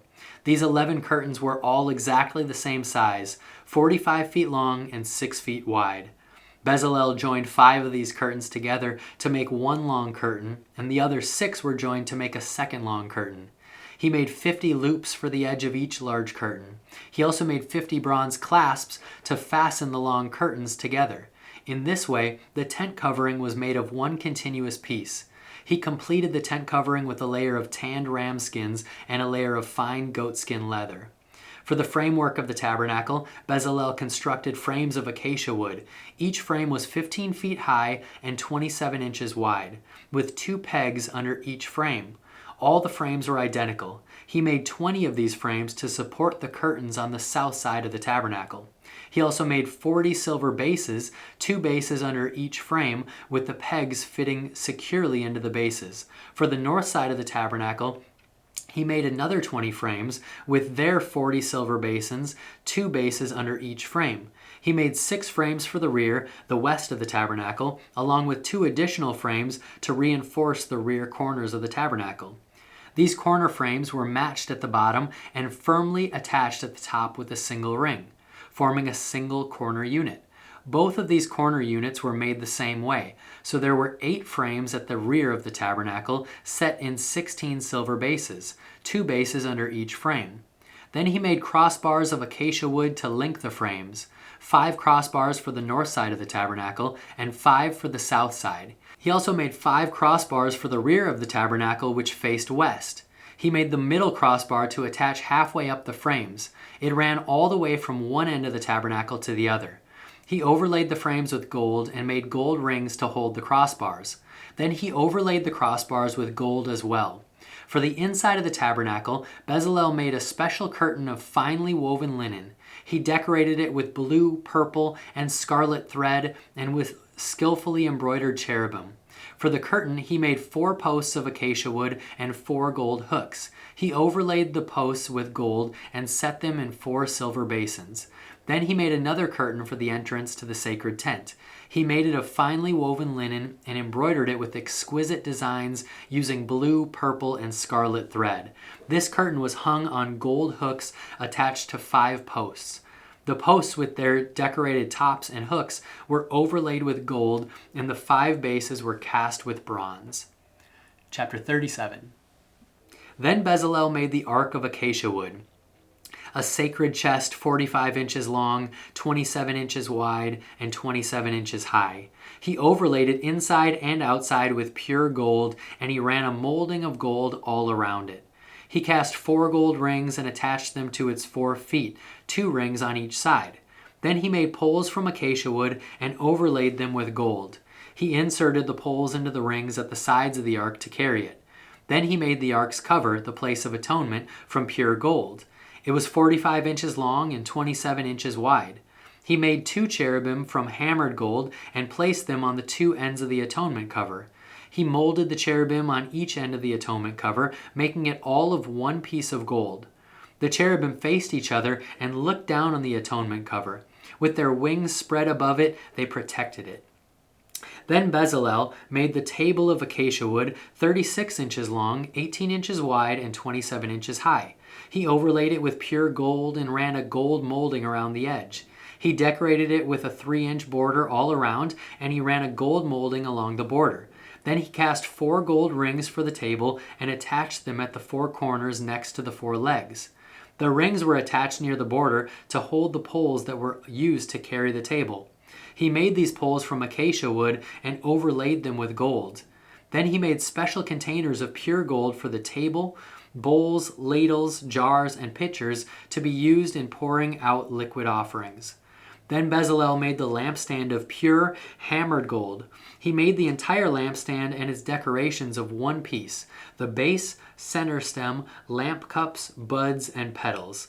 The lampstand had 6 branches going out from the center stem, 3 on each side. Each of the 6 branches had 3 lamp cups shaped like almond blossoms, complete with buds and petals.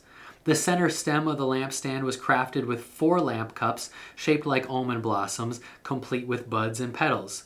There was an almond bud beneath each pair of branches where the 6 branches extended from the center stem, all made of one piece. The almond buds and branches were all of one piece with the center stem, and they were hammered with pure gold.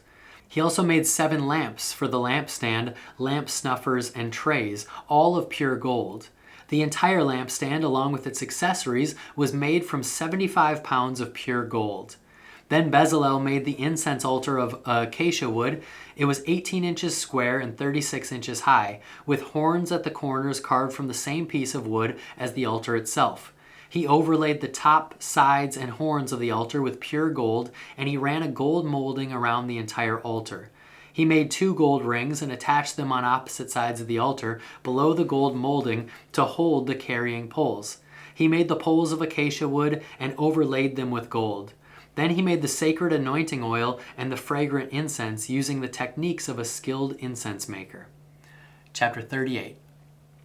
Next, Bezalel used acacia wood to construct the square altar of burnt offering. It was 7.5 feet wide, 7.5 feet long, and 4.5 feet high. He made horns for each of its 4 corners so that the horns and altars were all one piece. He overlaid the altar with bronze. Then he made all the altar utensils of bronze: the ash buckets, shovels, basins, meat forks, and fire pans. Next, he made a bronze grating and installed it halfway down the side of the altar under the ledge. He cast 4 rings and attached them to the corners of the bronze grating to hold the carrying poles. He made the poles from acacia wood and overlaid them with bronze. He inserted the poles through the rings on the sides of the altar. The altar was hollow and was made from planks. Bezalel made the bronze wash basin and its bronze stand from bronze mirrors donated by the women who served at the entrance of the tabernacle. Then Bezalel made the courtyard, which was enclosed with curtains made of finely woven linen. On the south side, the curtains were 150 feet long. They were held up by 20 posts set securely in 20 bronze bases. He hung the curtains with silver hooks and rings. He made a similar set of curtains for the north side, 150 feet of curtains held up by 20 posts set securely in bronze basins. He hung the curtains with silver hooks and rings. The curtains on the west end of the courtyard were 75 feet long, hung with silver hooks and rings, and supported by 10 posts set into 10 bases. The east end, the front, was also 75 feet long. The courtyard entrance was on the east end, flanked by 2 curtains. The curtain on the right side was 22.5 feet long and was supported by 3 posts set into 3 bases. The curtain on the left side was also 22.5 feet long and was supported by 3 posts set into 3 bases. All the curtains used in the courtyard were made of finely woven linen. Each post had a bronze base, and all the hooks and rings were silver. The tops of the posts of the courtyard were overlaid with silver, and the rings to hold up the curtains were made of silver.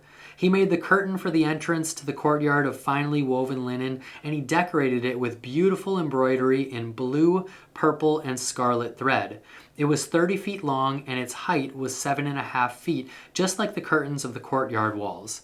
It was supported by 4 posts, each set securely in its own bronze base. The tops of the posts were overlaid with silver, and the hooks and rings were also made of silver. All the tent pegs used in the tabernacle and courtyard were made of bronze. This is an inventory of the materials used in building the tabernacle of the covenant. The Levites compiled the figures as Moses directed, and Ithamar, son of Aaron, the priest, served as recorder. Bezalel, son of Uri, grandson of Hur, of the tribe of Judah, made everything just as the Lord had commanded Moses. He was assisted by Aholiab, son of Ahisamach, of the tribe of Dan, a craftsman expert at engraving, designing, and embroidering with blue, purple, and scarlet thread on fine linen cloth. The people brought special offerings of gold totaling 2,193 pounds, as measured by the weight of the sanctuary shekel. This gold was used throughout the tabernacle.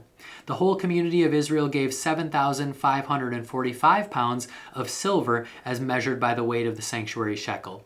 This silver came from the tax collected from each man registered in the census.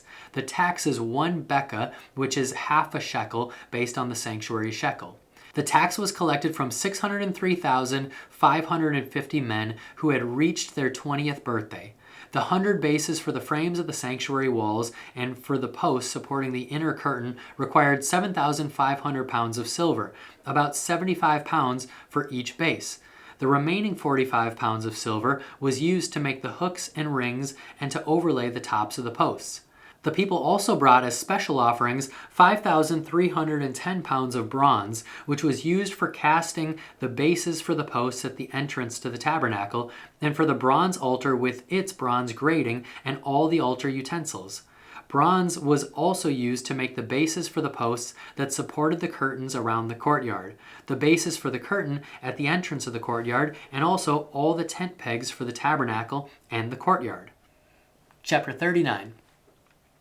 The craftsmen made beautiful sacred garments of blue, purple, and sacred cloth, clothing for Aaron to wear while ministering in the holy place, just as the Lord had commanded Moses. Bezalel made the ephod of finely woven linen and embroidered it with gold and with blue, purple, and scarlet thread. He made gold thread by hammering out thin sheets of gold and cutting it into fine strands. With great skill and care, he worked it into the fine linen with the gold, purple, and scarlet thread. The ephod consisted of 2 pieces, front and back, joined at the shoulders with 2 shoulder pieces. The decorative sash was made of the same materials, finely woven linen embroidered with gold and with blue, purple, and scarlet thread, just as the Lord had commanded Moses. They mounted the 2 onyx stones in settings of gold filigree. The stones were engraved with the names of the tribes of Israel, just as a seal is engraved. He fastened these stones on the shoulder pieces of the ephod as a reminder that the priest represents the people of Israel. All this was done just as the Lord had commanded Moses. Bezalel made the chest piece with great skill and care. He made it to match the ephod using finely woven linen embroidered with gold and with blue, purple, and scarlet thread.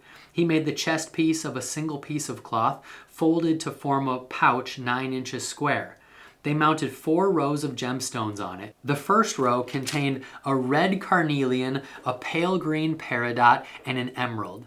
The second row contained a turquoise, a blue lapis lazuli, and a white moonstone. The third row contained an orange jacinth, an agate, and a purple amethyst. The fourth row contained a blue-green beryl, an onyx, and a green jasper. All these stones were set in gold filigree. Each stone represented one of the 12 tribes of Israel, and the name of that tribe was engraved on it like a seal. To attach the chest piece to the ephod, they made braided cords of pure gold thread. They also made 2 settings of gold filigree and 2 gold rings and attached them to the top corners of the chest piece. They tied the 2 gold cords to the rings on the chest piece. They tied the other ends of the cords to the gold settings on the shoulder pieces of the ephod. Then they made 2 more gold rings and attached them to the inside edges of the chest piece next to the ephod. Then they made 2 more gold rings and attached them to the front of the ephod, below the shoulder pieces, just above the knot where the decorative sash was fastened to the ephod. They attached the bottom rings to the chest piece to the rings on the ephod with blue cords. In this way, the chest piece was held securely to the ephod above the decorative sash. All this was done just as the Lord had commanded Moses. Bezalel made the robe that is worn with the ephod from a single piece of blue woven cloth, with an opening for Aaron's head in the middle of it. The opening was reinforced with a woven collar so it would not tear. They made pomegranates of blue, purple, and scarlet yarn and attached them to the hem of the robe. They also made bells of pure gold and placed them between the pomegranates along the hem of the robe, with bells and pomegranates alternating all around the hem. This robe was to be worn whenever the priest ministered before the Lord, just as the Lord had commanded Moses. They made tunics for Aaron and his sons from fine linen cloth. The turban and the special head coverings were made of fine linen, and the undergarments were also made of finely woven linen. The sashes were made of finely woven linen and embroidered with blue, purple, and scarlet thread, just as the Lord had commanded Moses. Finally, they made the sacred medallion, the badge of holiness, of pure gold. They engraved it like a seal with these words, "Holy to the Lord." They attached the medallion with a blue cord to Aaron's turban, just as the Lord had commanded Moses. And so at last, the tabernacle was finished. The Israelites had done everything just as the Lord had commanded Moses, and they brought the entire tabernacle to Moses. The sacred tent with all its furnishings, clasps, frames, crossbars, posts, and bases. The tent coverings of tanned ram skins and fine goatskin leather. The inner curtain to shield the ark.